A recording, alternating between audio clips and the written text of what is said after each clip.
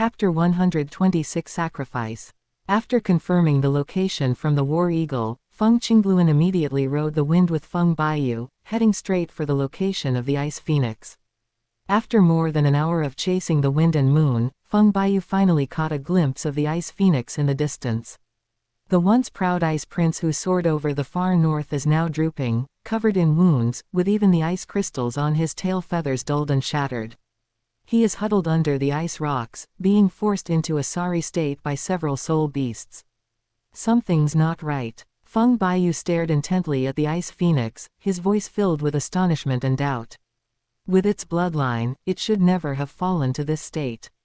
While the 80,000-year-old snow demon dragon is indeed powerful, the purebred Ice Phoenix is the Ice Emperor of the far north.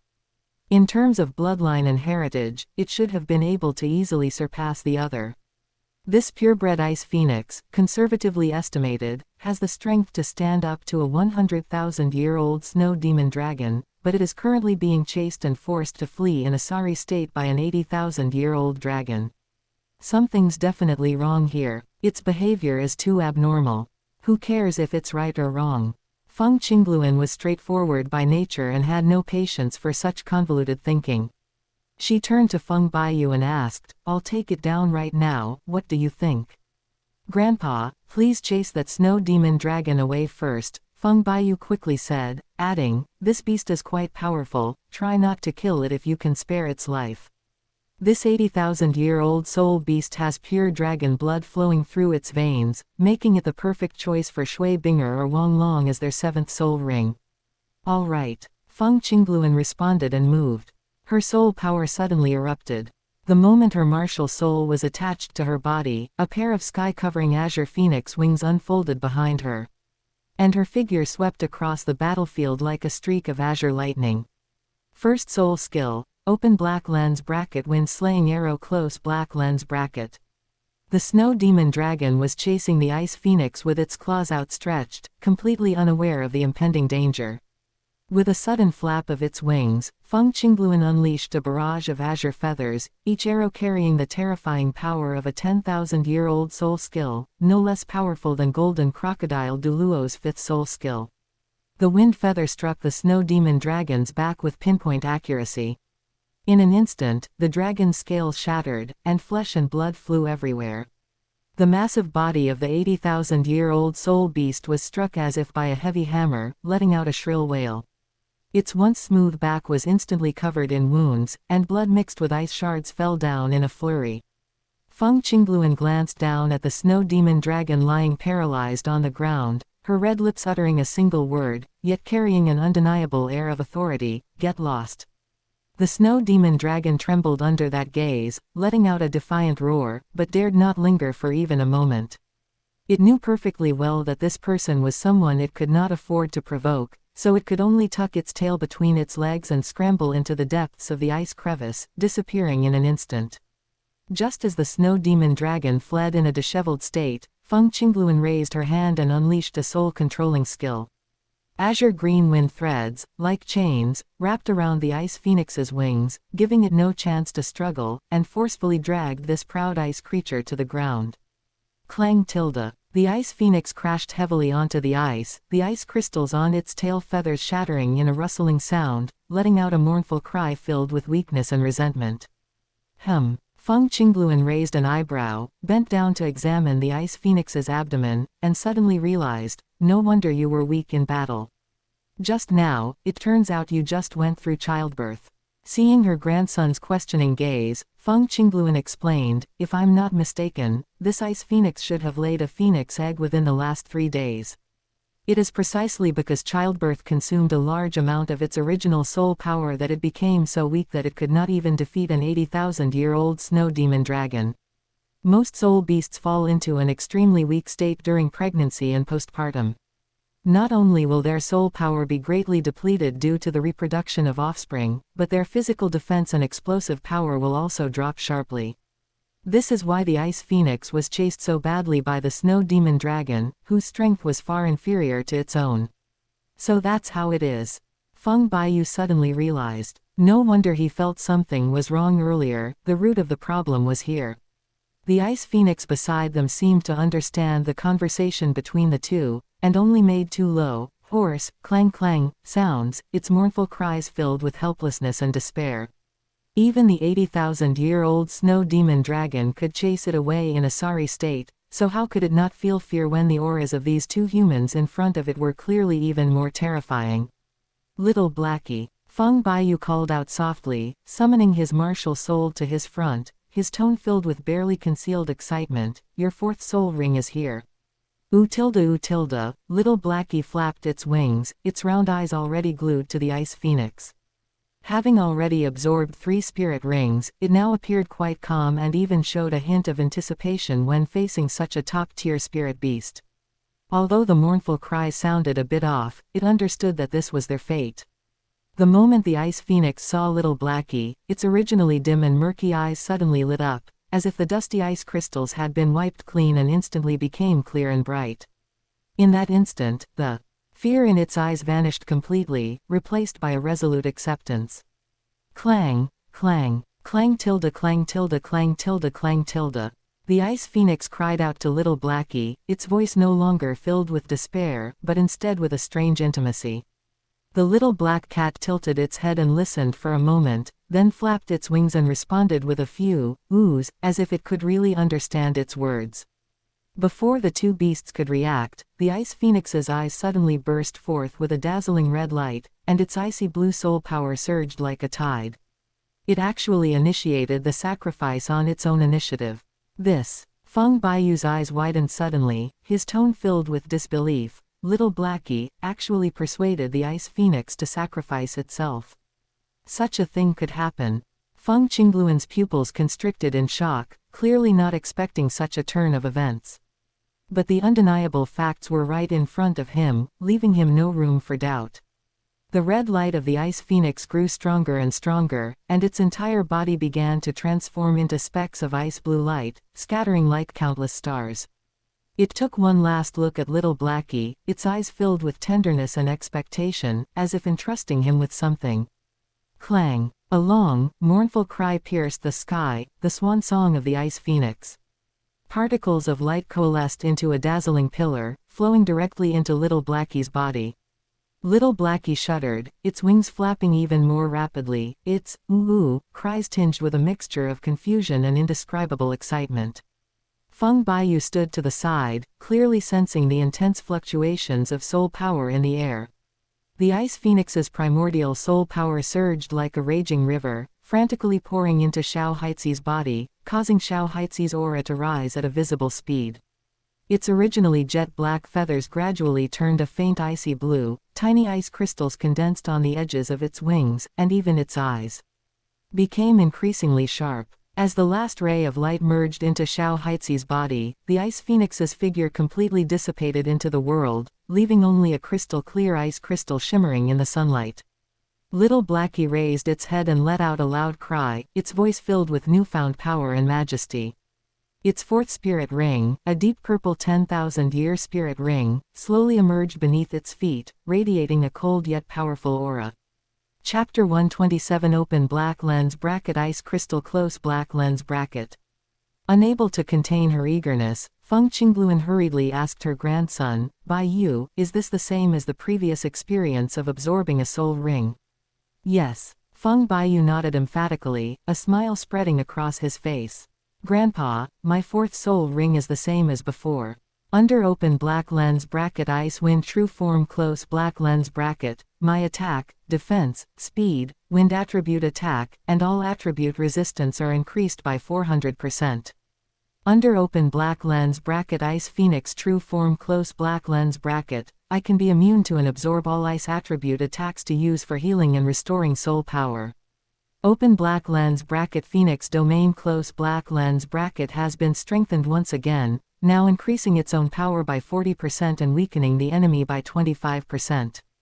The fourth soul bone is the right leg bone, and the accompanying soul skill is called open black lens bracket frost crystal close black lens bracket.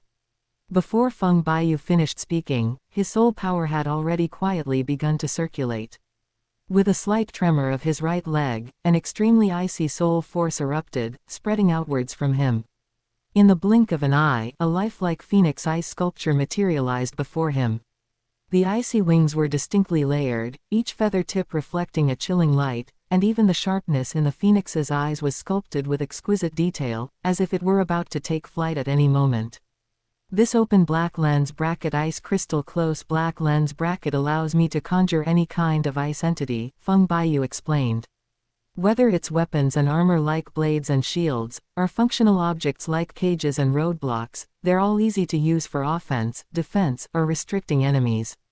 Moreover, these ice blocks are extremely hard, even a full-force attack from an ordinary soul Douluo might not be able to shatter them. From the moment he acquired the open black lens bracket frost crystal close black lens bracket soul skill, countless wonderful ideas exploded in Feng Baiyu's mind. With his current soul power reserves, let alone condensing conventional offensive and defensive items such as ice shields and ice blades, it is not a pipe dream for him to create a heavily fortified ice city out of thin air. Very good, this mission has finally been successfully completed. Feng Qingluan turned to look at her grandson, her tone filled with relief. I can already sense that Zanying is bringing Binger over. Let's go and meet up with them now. Okay. Feng Baiyu nodded, then gently nudged Xiao Haitzi beside him with his foot. Let's go, Xiao Haitzi. He didn't think much of it and just touched it casually.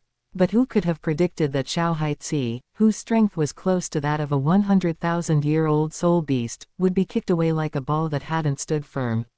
Little Blackie flapped its wings in the air and let out a pitiful cry. What are you doing, Tilda? Ouch. Huh. Feng Baiyu was suddenly stunned, his eyes widening. Little Blackie, you can talk. What puzzled him even more was that the bird's chirping sounded strange, with a kind of uncouth quality, completely different from its previous clear chirping. Little Blackie, stop fooling around. Feng Baiyu called out to Little Blackie helplessly, it's time to go, don't waste time. Wait, everyone. Little Blackie flapped its wings and rushed to Feng Baiyu's feet, urgently saying, the ice phoenix just told me that it laid a phoenix egg and hopes we can help raise it. I've already agreed. Feng Baiyu didn't pay attention to Xiao Haitzi's disrespectful use of the word person, but was surprised by the second half of the sentence.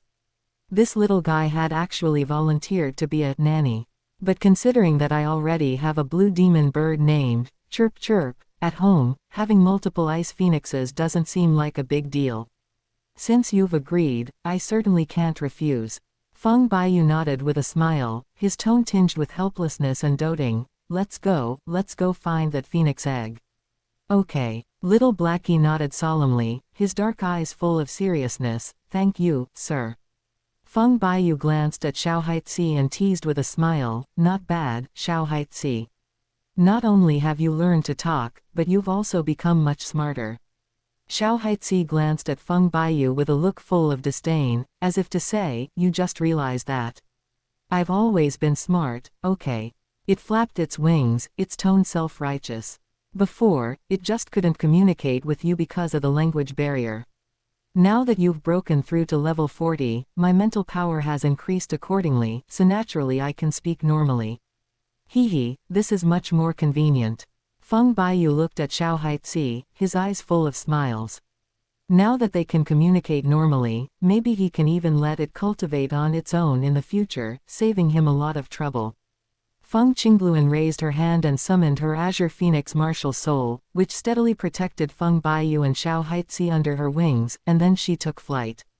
Before long, the figure of a war eagle appeared ahead, with Shui Binger standing on its back, waving to them from afar.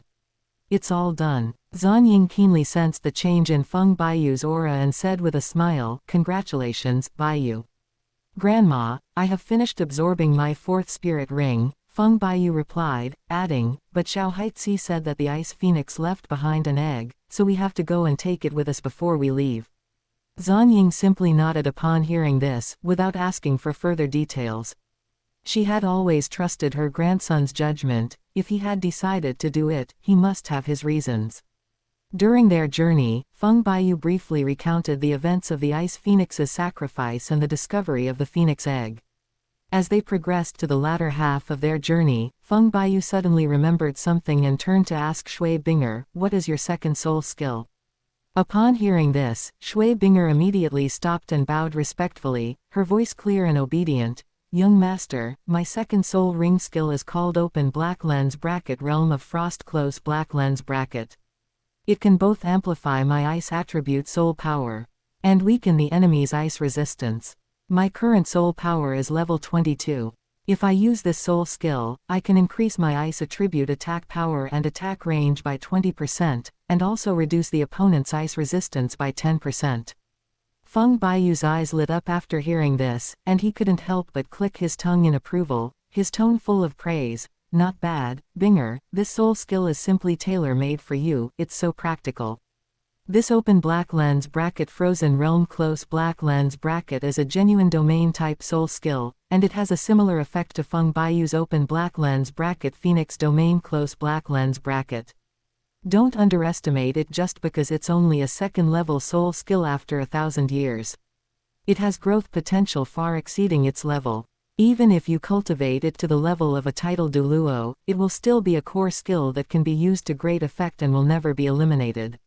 It's no exaggeration to say that Open Black Lens Bracket Frozen Realm Close Black Lens Bracket and the first soul skill Open Black Lens Bracket Frozen Seal Close Black Lens Bracket are both top-tier existences that are extremely rare even among 10,000-year soul rings. Thank you for your praise, young master. Shui Binger smiled sweetly, her eyes crinkling, and said sincerely, if it weren't for the young master and the patriarch finding the water-condensing ice phoenix for me, I would not have had the chance to obtain such a good soul skill. Feng Baiyu gently shook his head and said calmly, soul skills are random, no one can predict what they will get. There's no need to take it to heart. Chapter 128 Treasure Hunt. This should be the place, right? An hour later, Feng Baiyu and his companions, along with Xiao Haitzi, arrived at a secluded valley. He frowned slightly as he gazed at the jagged rocks covered in a thin layer of ice, and couldn't help but ask, are you really sure this is where the ice phoenix lays its eggs? Absolutely right. Xiao Haitzi nodded emphatically, thumping his chest, his tone filled with unwavering certainty. You can rest assured, my judgment is spot on. Feng Baiyu frowned, his tone full of doubt. Something's not right. My grandparents and I have already scanned the entire valley with our spiritual power, but we haven't detected even the slightest trace of a phoenix, let alone a phoenix egg. His gaze fell on Xiao Haitzi, his eyes almost overflowing with suspicion. This guy led us the wrong way. You actually doubt me? Little Blackie suddenly turned to look at Feng Baiyu, his eyes wide open, his face full of disbelief, and his voice rose several decibels. I am your martial soul. Our souls are connected and our hearts are in sync, how can you doubt me? Feng Baiyu looked at the little thing with red eyes and a sobbing nose, looking like she was about to burst into tears, but she didn't soften at all. Her tone was full of undisguised disdain. I don't doubt your sincerity, I just doubt your intelligence.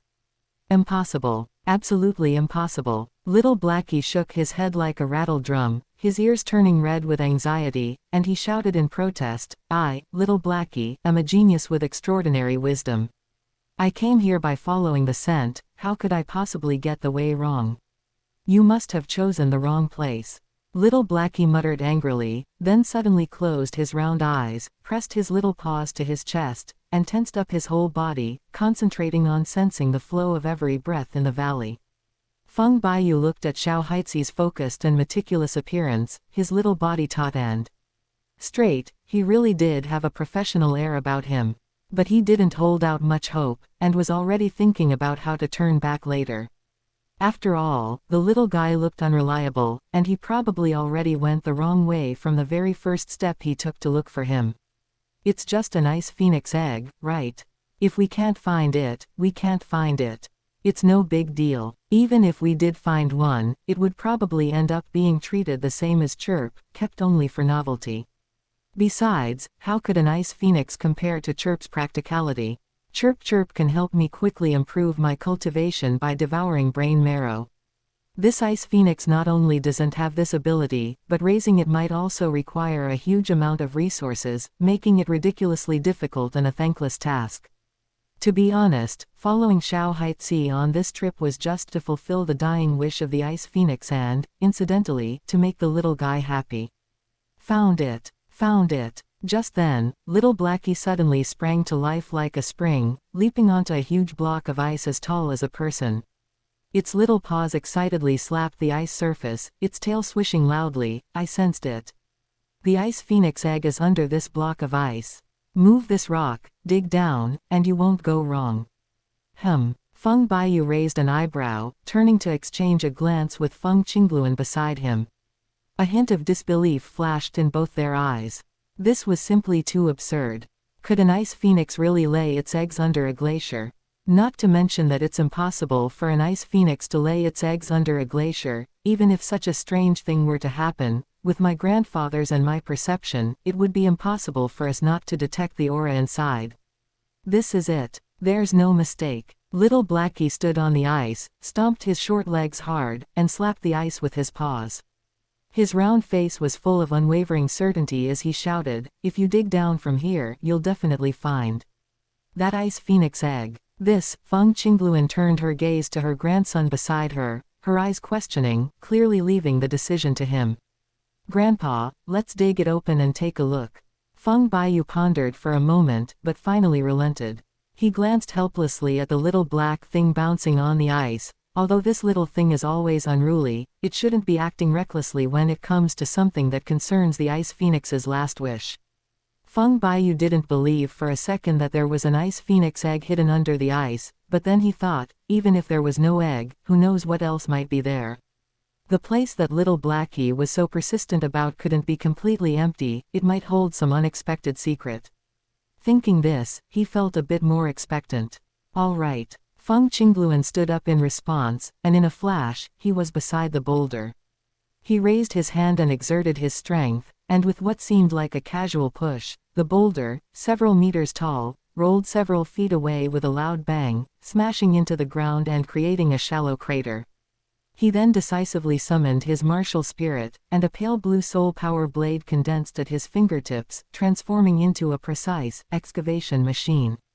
He was extremely careful with his movements, controlling the force of each strike to ensure efficient breaking through the ice while remaining cautious. He was afraid that there might be some treasure hidden beneath, and he might accidentally break it. "Sir, have you not eaten?" Little Blackie was completely unmoved, standing on the ice with his little hands on his hips, shouting, "Dig harder.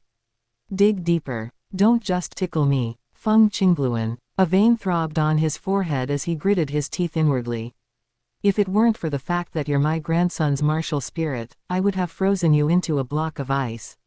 Feng Qingluan silently cursed Xiao Haizi's ancestors for 18 generations in his mind, but his hands didn't stop moving. After all, it was his grandson's martial soul, and he couldn't really get angry with a little thing. However, the ice layer of this far northern glacier has been frozen for countless years and is already as hard as iron. Every time the soul power blade falls, it can only make a shallow mark on the ice surface. How easy is it to dig it open?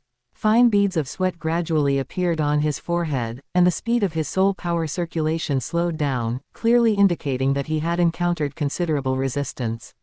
Even a renowned expert like Feng Qingluan was now hesitant and dared not exert her full strength, so she could only dig slowly, little by little, making progress so slow that it was frustrating. At this moment, Feng Qingluan was certain that there really was some unknown treasure down there. Otherwise, how could it be so difficult to dig? "I'll give it a try." Just as Feng Qingluan was digging and sweating profusely, Zhanying suddenly spoke up. She looked at Feng Baiyu and said with a hint of confidence, "Brother Feng, I have a fire attribute martial soul. Using fire attribute soul power to melt ice is much less strenuous than digging with brute force, and it also consumes less soul power." Zhanying used to always call him brother-in-law, but ever since that night when they crossed that line, she blushed and changed her address, calling him Brother Feng, in a soft and sweet voice, which sounded better than anything else. When Feng Qingluan saw that her wife had volunteered, she readily agreed, "Okay. Then I'll trouble you. Be careful not to hurt yourself." Chapter 129 Phoenix Egg. Zhanying took a deep breath, his soul power surged, and the phantom of his martial soul unfolded behind him. Open black lens bracket soul possession close black lens bracket. Immediately afterwards, she tapped her fingertips, and 2 dazzling soul rings lit up one after another, instantly stacking up her buff soul skills that amplified herself. A cluster of golden red flames rose from her palm, the flames incredibly hot, melting easily like molten wax on the millennia-old glacier. She manipulated the flames to dig downwards with precision, her movements swift and decisive, without the slightest hesitation. As a quasi-titled Douluo at level 90, she possessed abundant and exquisite soul power. In just a short while, a hole more than 10 feet deep was carved out of the ice layer, and her digging efficiency was in no way inferior to that of Feng Qingluan. This doesn't mean that Zan Ying's strength is comparable to Feng Qingluan's, but this attribute advantage makes her very comfortable when facing ice.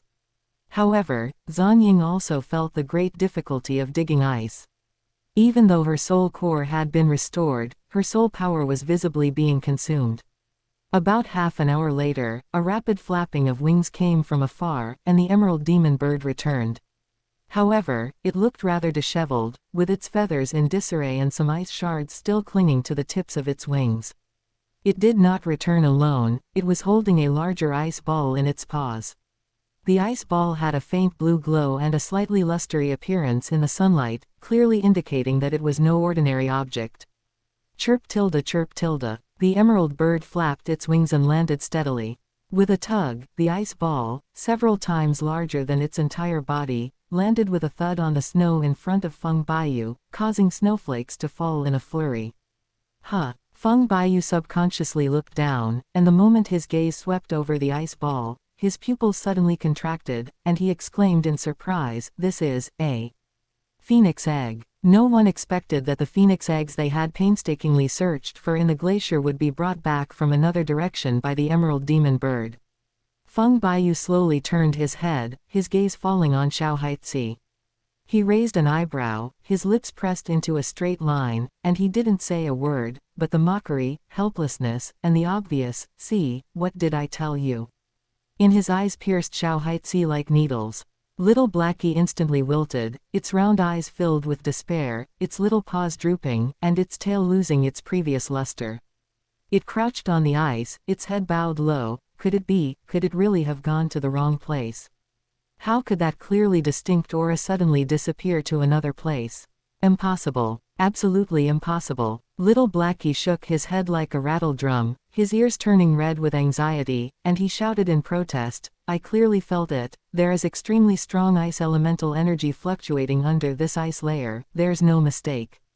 There's absolutely no mistake." As it called out, it patted the ice with its little paws, its round eyes full of determination, as if it were about to jump into the ice hole to prove its judgment.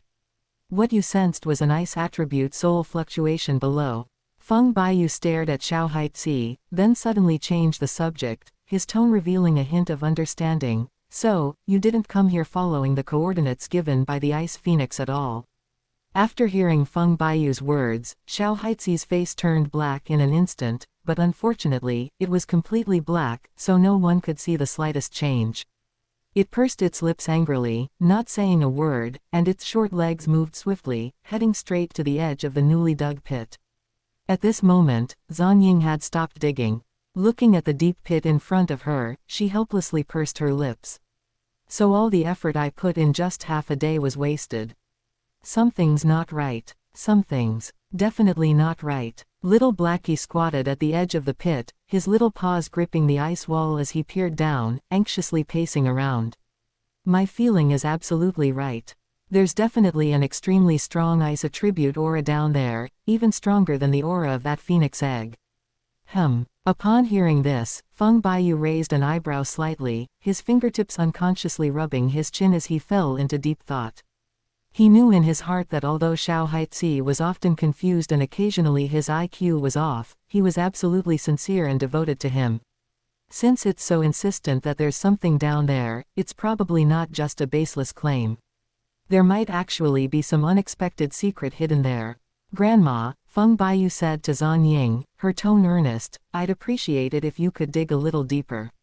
"No problem." Warhawk nodded readily, his figure flashed and he flew to the side of the deep pit.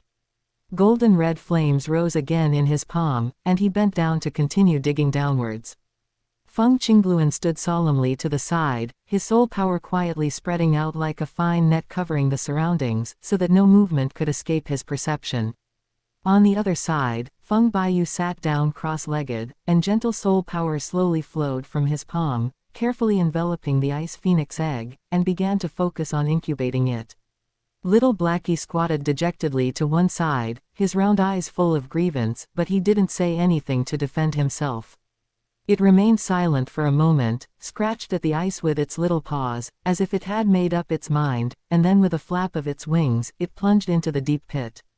Little Blackie's physique and soul power are now comparable to a 100,000-year-old soul beast, but due to its form and control abilities, it cannot fully unleash its strength.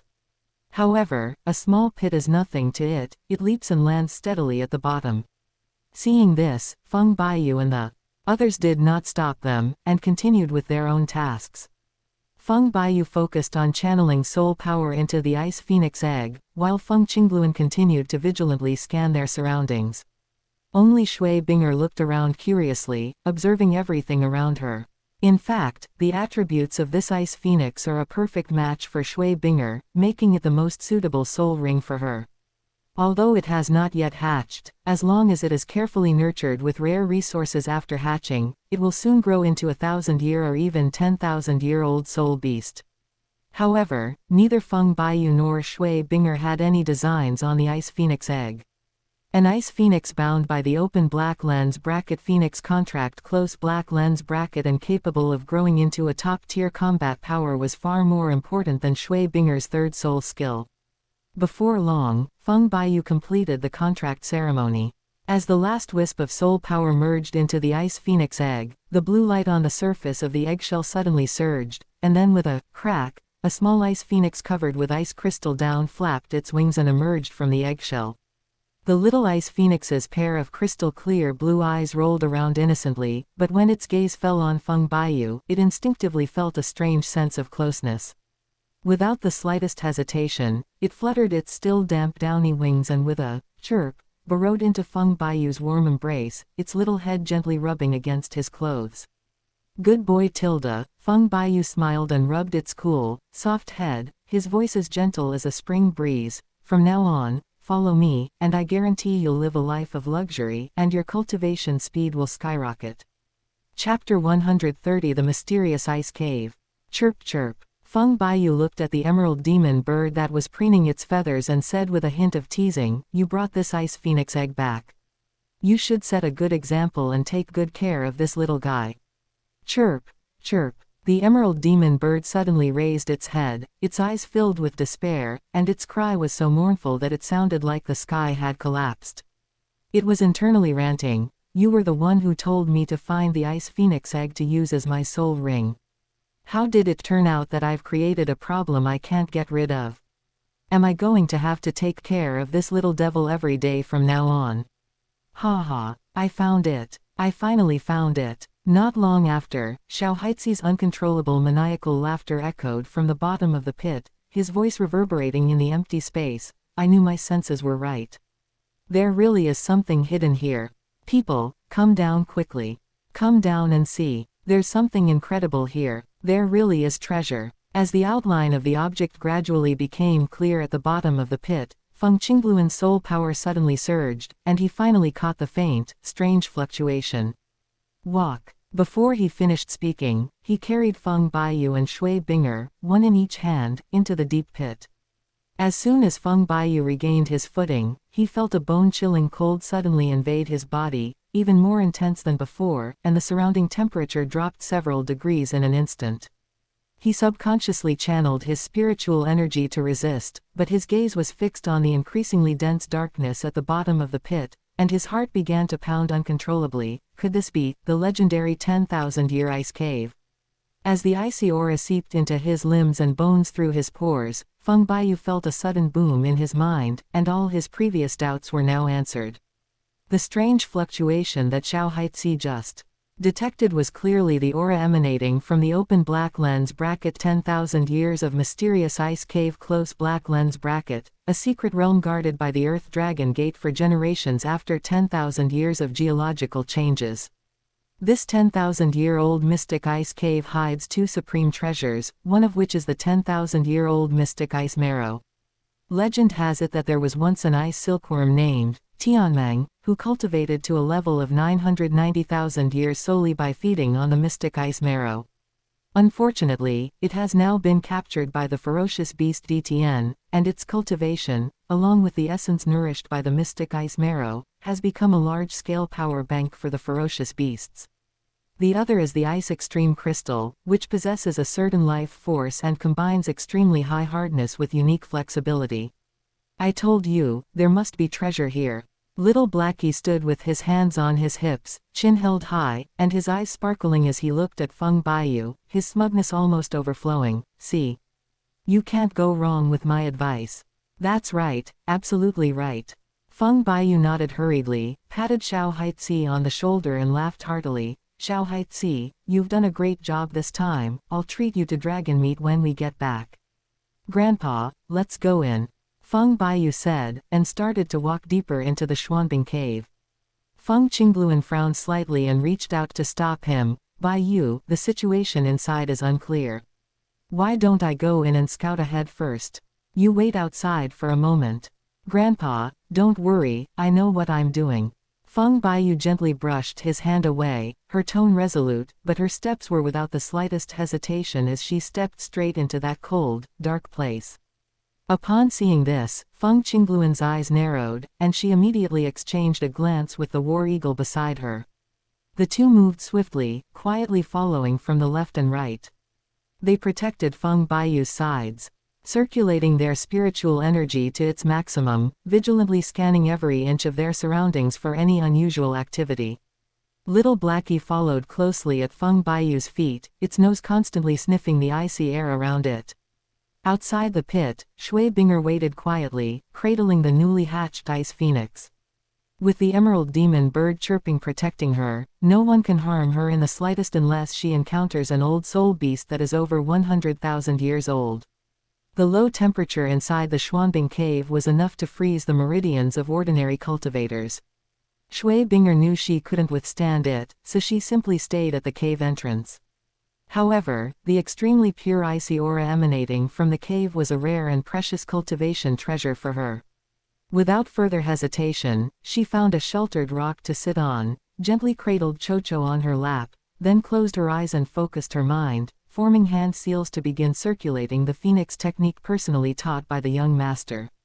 As the cultivation technique circulated, the surrounding icy spiritual energy surged into her meridians like swallows returning to their nests, merging with the ice attribute soul power in her dantian. Each circulation made her cultivation more solid.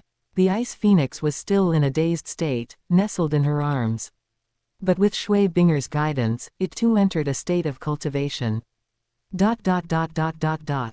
The three people and one bird were stunned by the sight before them as soon as they stepped into the cave. The entire interior walls, floor, and even the dome of the cave were made of crystals, which shimmered with a deep, dark blue, like gemstones that had been bathed in the light of millions of years, radiating a cool glow in the dim light.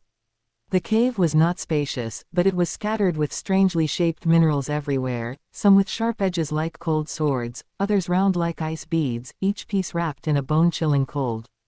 Collect. Feng Baiyu glanced around and immediately instructed Feng Qingluan and Zan Ying, these crystals are all ice extreme god crystals. Don't waste them. Put them all into your storage soul tool and study them carefully when we get out. Upon hearing this, the two's eyes lit up, and they quickly agreed, okay, and hurriedly began to dig out the ice extreme divine crystal from the wall. But when Feng Qingluan and Zan Ying finally mustered all their strength to strike, they discovered that the ice extreme divine crystal was far harder than they had imagined. Their spiritual energy only caused tiny ice shards to fly up when they tried to chisel it, leaving not even a shallow mark. Let me try. Seeing this, little Blackie flapped its wings and flew to the crystal wall, a faint halo of soul power emanating from its two chicken claws. It aimed at the crack in the divine crystal and pried hard. With a crisp click, a palm-sized piece of ice-grade divine crystal fell off and landed steadily in its claw. Feng Qingluan and Zan Ying were dumbfounded. They had struggled with all their might but couldn't budge it an inch, yet Xiaohaixi had taken it down so easily. Xiaohaixi proudly raised its head and said to Feng Baiyu, "How about that? I'm still the best." "Amazing." Feng Baiyu gave a thumbs up without hesitation, his tone full of admiration. "Little Blackie, you are the most amazing bird I have ever seen." The little black cat, its tail practically wagging in the air from the praise, flapped its wings triumphantly, the aura of soul power on its claws growing ever stronger. It strained and dug at the crystal wall with all its might, and pieces of the shimmering blue ice extreme divine crystal fell off with a clattering sound and landed on the ground. Feng Qingluan and Zan Ying looked at each other in bewilderment, and quickly stepped forward to put the divine crystals into their storage soul guides. The two men smiled bitterly to themselves.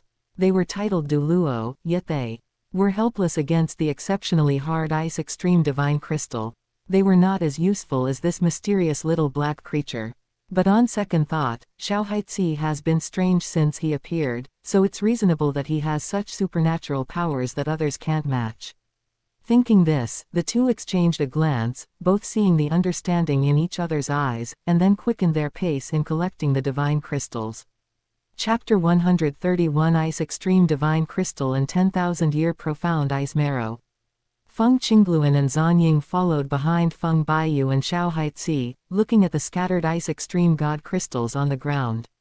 They hurriedly bent down to pick them up, looking just like scavengers picking up treasures in a wasteland, without any airs of a title Douluo.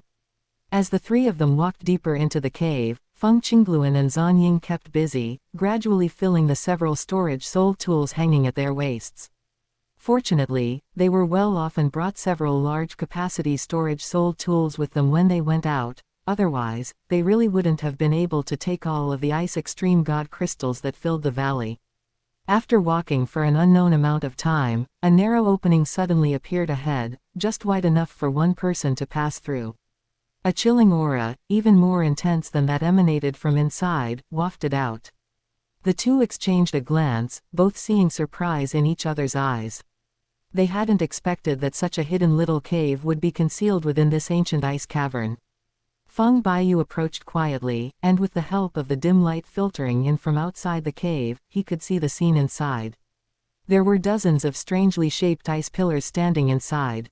These icicles varied in thickness and crisscrossed, some reaching straight to the top of the cave like pillars supporting the sky, and others like sharp swords piercing the ground. The cold air surrounding them was even more chilling than the ice extreme crystals he had seen before. Just standing at the cave entrance, the pressure emanating from the ancient ice made his soul tremble slightly.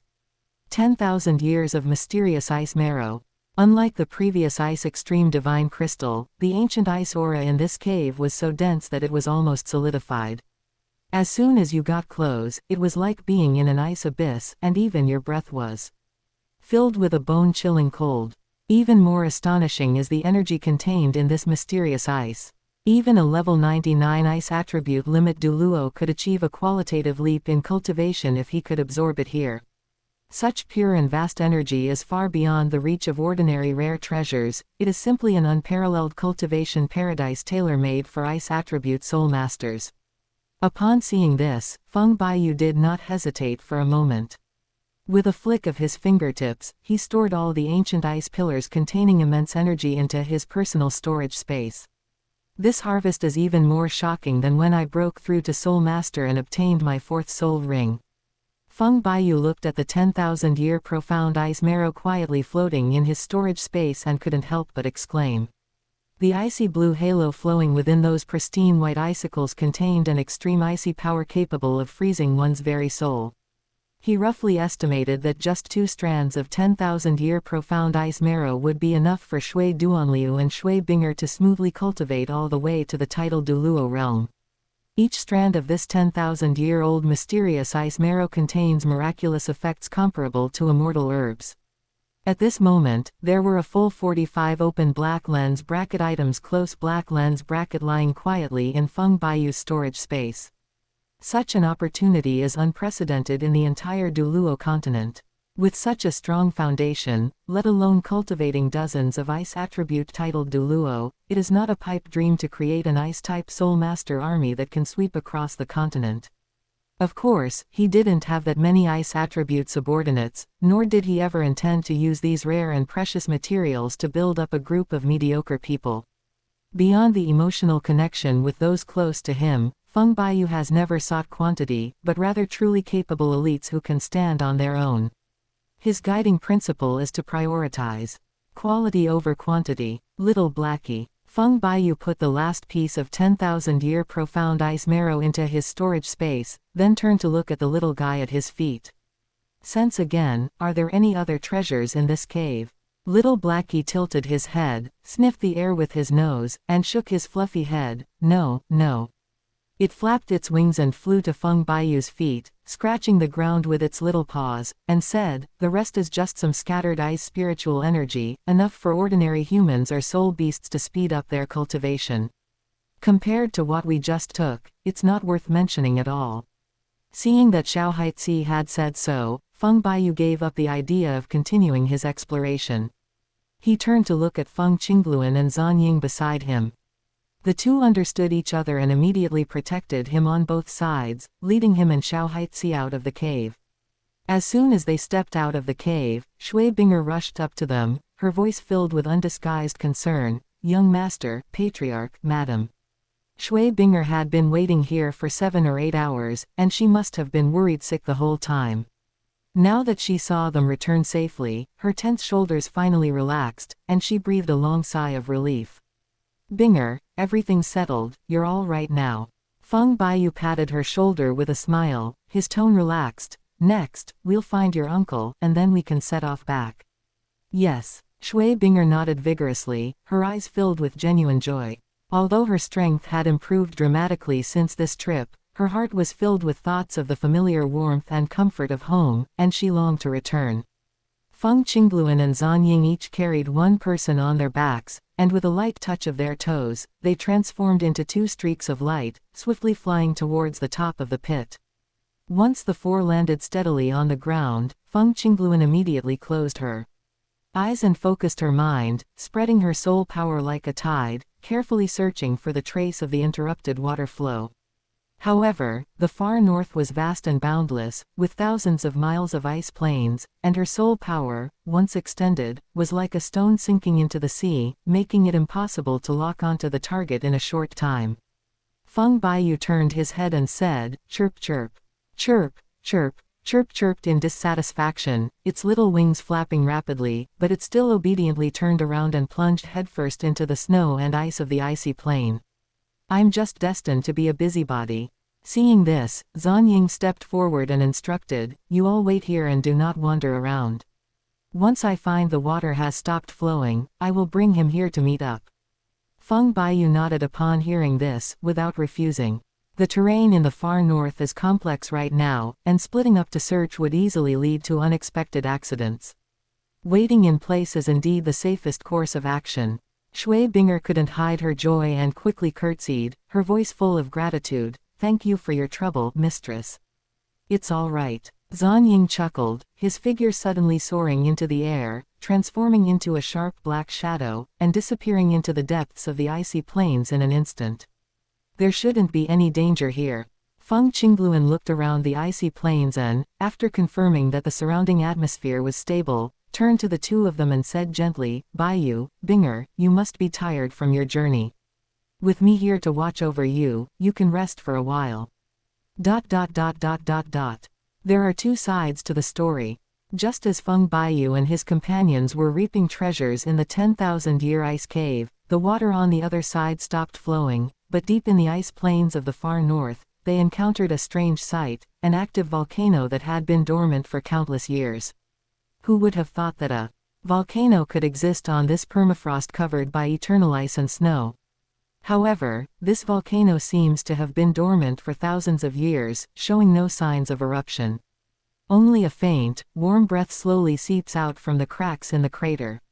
Chapter 132 Fiery Eagle. The water had stopped flowing, and the limbs were frozen stiff on the ice field. Just when they were worried about where to warm themselves, they noticed this trace of warmth and quickly followed the scent.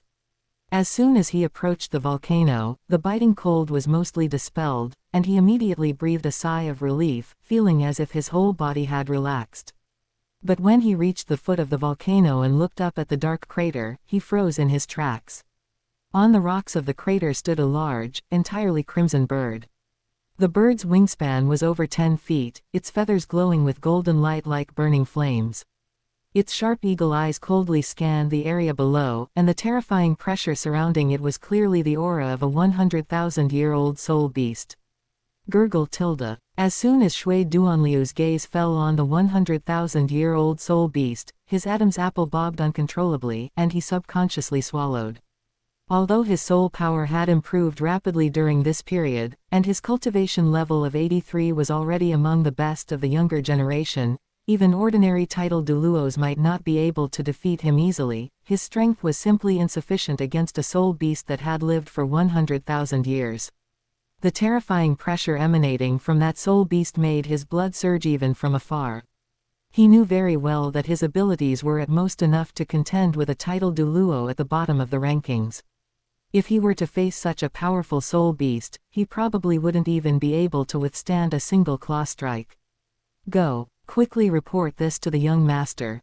Shui Duanliu's heart pounded. He dared not delay for even a moment. He immediately turned around, his soul power bursting out from under his feet, and he transformed into a blur as he sped away. Young Master Chu looked down on these ordinary soul beasts.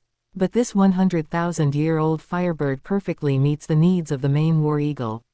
Shui Duanliu has always been very clear about his own position. In the Feng family, he is the head steward, who sits firmly, second only to the master and above all others. At most, he'll gain status through his niece and improve his own treatment a little. The patriarch and young master had treated him with great kindness, and Shui Duanliu had long since engraved this kindness in his heart, so naturally he would do everything in his power to repay it.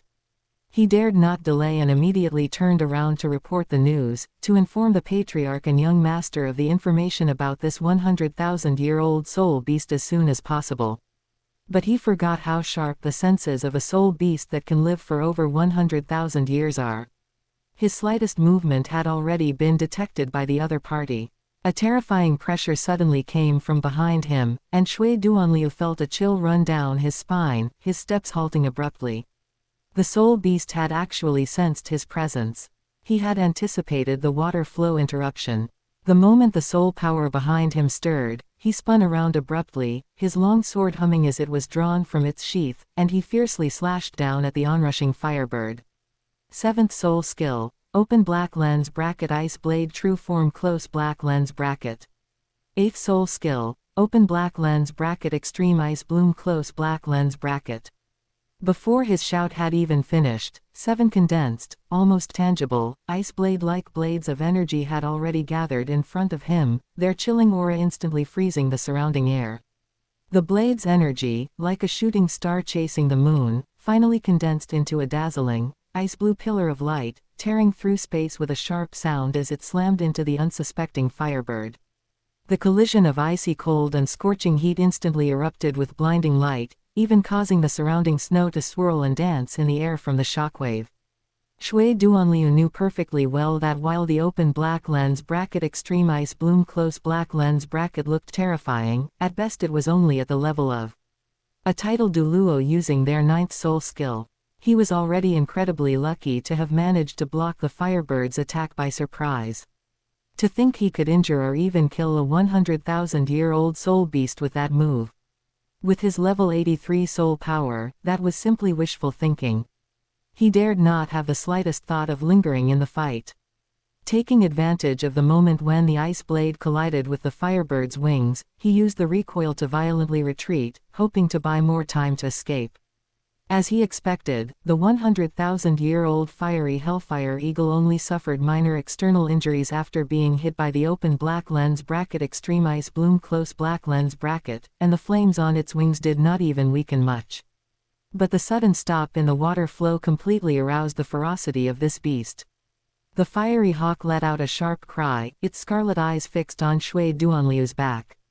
Its raging fury transformed into even more intense flames that swept over its body. With a flap of its wings, it was like a burning meteorite, chasing after him with lightning speed. Clearly, it would not stop until it tore him to pieces. The water stopped flowing, and he desperately urged his soul power to rush forward, but the ever-approaching screams and wind sounds kept echoing in his ears.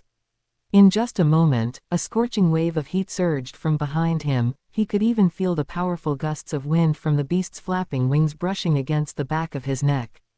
The fiery Hellfire Eagle had actually caught up. Although the fiery Hellfire Eagle is a notorious fire attribute bird-type soul beast, its innate attributes are suppressed in this extremely cold land filled with ice and snow, and its ferocity is reduced by more than 30%. On the other hand, the water flow was interrupted. As an ice attribute weapon spirit master, the extreme cold of this place was like a fish in water for him, and he even gained some benefits when circulating his spirit power. The interrupted flow of water activated the true form of the martial soul, and the ice-blue soul power around him surged like waves. He transformed into a fleeting ice shadow and sped across the snow, managing to shake off the pursuit of the fiery Hellfire Eagle for a short time. At this moment, Shui Duanliu felt only relief. He had obtained the useless martial spirit skill, open black lens bracket ice tide instant step close black lens bracket by chance, but he always thought it was flashy and impractical, and not very useful in direct combat. Open black lens bracket ice tide instant step close black lens bracket. With oneself as the center, any place within 100 meters where ice has frozen can be turned into a teleportation coordinate. It's a teleportation skill that can only be used within 100 meters, and it can only be performed in places with ice. Without ice and snow to support it, this skill is useless and no different from a useless skill. But right now, we are in the far north, where the land is frozen solid, with snow and ice everywhere, and the endless ice and snow are used to keep the water flowing. He activated his martial soul true body, and his icy blue soul power resonated with the cold air between heaven and earth.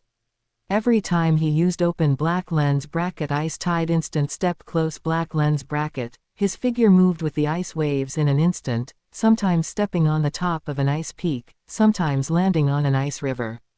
His afterimages intertwined in the wind and snow, so fast that even the flame Hellfire Eagle could hardly catch his gaze. This soul skill, which he once considered useless, has now become his most handy escape skill in this icy prison. The water flow stopped, and they walked on the icy tide surging beneath their feet, leaving the furious fire eagles behind them further and further away. Just as the commotion caused by the interruption of the water flow occurred, the emerald demon bird, perched in the distant treetops, was the first to notice the anomaly. Its round, red eyes warily scanned the turbulent ice field, and after confirming the situation, it immediately flapped its wings and took flight like a streak of emerald lightning, hurtling towards Feng Baiyu and the others. "You're back." Feng Baiyu caught sight of the emerald demon bird and asked, "Did you find your target?" The emerald bird landed on his shoulder, nodded its little head eagerly, then flapped its wings and cried out in a high-pitched voice, "Chirp! Chirp! Chirp!" Its calls were short and urgent, clearly conveying some kind of urgent message. The little black guy next to him immediately understood, cleared his throat and shouted, "Hey!" The emerald bird said it saw a water pipe being chased and attacked by a big red bird. "The situation is critical, and we need to go and save the person right away." Chapter 133 Strange Plants. What? A crimson bird that can suppress water pipes? Feng Baiyu's pupils shrank upon hearing this, and he exclaimed in shock, could it be a 100,000-year-old fire attribute soul beast? The emerald bird immediately nodded its little head like a rattle drum and let out two sharp cries, clearly confirming his guess. "Chirp chirp, quickly point us in the right direction." Feng Baiyu immediately said in a deep voice, "Go to the War Eagle mistress again, explain the situation to her, and tell her to come over immediately." The emerald bird chirped a few times, its small wings flapping as it pointed northwest, its sharp cries filled with urgency. Little Blackie immediately understood and reported loudly, "Master, Choo-Choo said the water pipe is right there.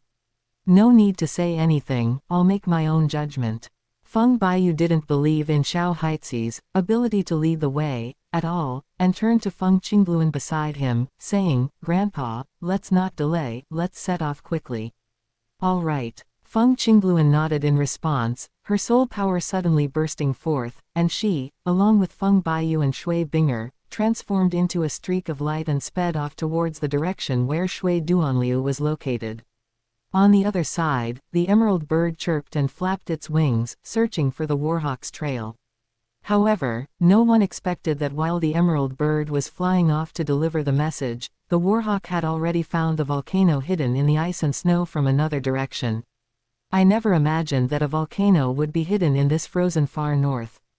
Zan Ying exclaimed in amazement as she gazed at the mountain spewing scorching heat. But she quickly regained her composure. Her primary mission was to find the dried-up watercourse, and while the volcanic spectacle was alluring, it wasn't worth lingering over. She took a deep breath, suppressed her surprise, and turned to continue searching in the direction where the water had stopped flowing, as she remembered it. But just as she turned to leave, her gaze was drawn to a strange plant at the boundary between the volcano and the glacier. The plant grew in an extremely bizarre way, splitting in two. One half seemed to have been born from fire, with the veins of its leaves flowing with a magma-like crimson. The other half, however, seemed to have been cast from solidified ice, with each leaf shimmering with a deep blue like a cold pool. The colors of ice and fire were distinct yet strangely blended on its body, standing out starkly against the backdrop of a world of white and crimson, instantly capturing the war eagle's attention. Could this be the kind of immortal herb Baiyu mentioned? Zan Ying muttered to herself, her eyes lighting up. She always believed in the principle of, better to take the wrong one than let one go, so she immediately transformed into a ruthless excavator, carefully digging out the strange herb that coexisted with ice and fire, roots and all, and carefully storing it in the storage soul tool at her waist. After settling the unknown herbs, she didn't dare delay and continued searching for the water source to stop, following her previous intuition. She hadn't gone far when a violent surge of soul energy emanating from the icy plains ahead made her heart tighten. Looking up, she saw Shui Duanliu being chased by a giant bird engulfed in flames. It's actually the infernal firehawk.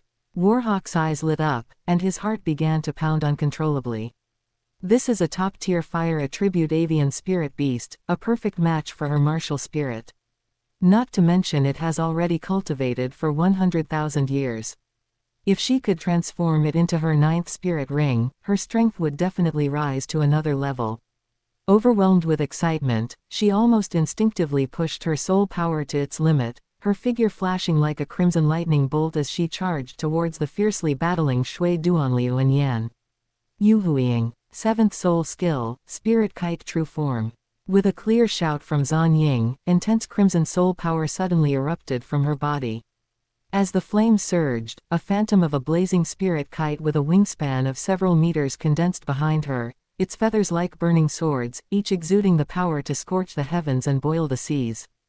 3rd soul skill, Phoenix possession. Immediately afterward, a second shout rang out, and the phantom of Ling Yuan suddenly merged into her body. The war eagle's robes were instantly covered with flame patterns, and a layer of glass-like firelight shone on the surface of her skin. Her aura suddenly surged, and even the surrounding wind and snow were forced to retreat by this heat wave. 8th soul skill, blood boiling. Without the slightest pause, Zan Ying raised his hand and waved it, and the phantom of the spirit kite reappeared behind him, with countless burning fire feathers pouring out like a torrential rain. After these fire feathers detached from their main body, they transformed into a sky full of flowing flames. Not only did they not extinguish when they encountered the wind, but even the ice and snow below, upon contact with the flames, instantly emitted white mist. The overwhelming fiery feathers, carrying terrifyingly high temperatures, swept towards the fiery hellfire eagle in the sky, instantly turning the sky crimson. Mistress. Shui Duanliu caught sight of Zan Ying's figure, and her tense nerves suddenly relaxed, her heart finally settling down. He hadn't had time to find the family head and the young master yet, but with Zan Ying as a powerful ally, there was a good chance of taking down this 100,000-year-old flame prison fire eagle. Shui Duanliu immediately abandoned his escape attempt, turned abruptly, and his icy blue soul power surged once more. With a light swing of his longsword, several ice blades precisely slashed at the wings of the fiery hellfire eagle. Although insufficient to Cause serious injury, they successfully restrained the beast's movements, creating an excellent opening for the war eagle to attack. Shui Duanliu knew very well that he had been able to withstand the onslaught of the flaming hellfire eagle until now entirely because his ice attribute martial soul was compatible with the environment of the far north, giving him a geographical advantage. However, the Eagle Queen was different. She was already a level 90 quasi-titled Douluo, with her fire attribute soul power condensed and domineering. After consuming immortal herbs and condensing her soul core, even without a 9th soul skill, her strength was still several levels stronger than that of an ordinary level 92 titled Douluo. Now that the two have joined forces, one using ice-type soul power to restrain the beast and the other using fire-type power to launch a strong attack, with ice and fire intertwined, they may be able to take down this 100,000-year-old ferocious beast. Shui Duanliu tightened his grip on the longsword, a fighting spirit igniting in his eyes, and his icy blue soul power surged even more violently. Seeing yet another enemy emerge, the fiery hawk's crimson eyes blazed with even greater fury. Though not as noble as the phoenix, it was still a powerful overlord dominating the far north, far surpassing creatures like the ice silkworm and the soft bone rabbit. It glanced at the new war eagle. Although the opponent was a flying-type fire attribute soul master, it didn't intimidate it. In terms of fire resistance, this 100,000-year-old fiery hellfire eagle was a born king of fire. The warhawk's attack landed on it, but it didn't have much power. But this provocation completely ignited its ferocity. The fiery hellhawk suddenly raised its head and let out a furious roar that shook the icy plains. "Humble humans, all must die." Before the words were even finished, it flapped its wings violently, and a sky full of crimson flames instantly condensed, transforming into a gigantic, ferocious fire python. Carrying an intense heat capable of incinerating everything, it swept towards the war eagle. Wherever it passed, ice and snow instantly evaporated, and even the air itself was distorted and warped by the heat. While the two people and the bird were engaged in a fierce battle, Feng Qingluan arrived late with Feng Baiyu and the others. "It's so lively." Chapter 134 10,000-Year Soul Ring and Soul Bone. Feng Baiyu gazed at the battle, his brows furrowed slightly. He turned to Feng Qingluan beside him and said, "Grandpa, it seems that this tough battle will require your personal intervention." Feng Qingluan nodded slightly, her soul power flowing quietly around her. With Feng Baiyu and Shui Binger, she lightly touched the ground with her toes and instantly landed at the edge of the battlefield. Without even raising his hand, a terrifying pressure emanating from a level 98 titled Douluo swept out like a deep abyss and a towering mountain. The fiery hawk was engaged in fierce battle with the warhawk and the water flow. The moment it sensed this pressure, the flames on its body suddenly stopped, and for the first time, genuine fear appeared in its crimson eyes. Its offensive involuntarily slowed down.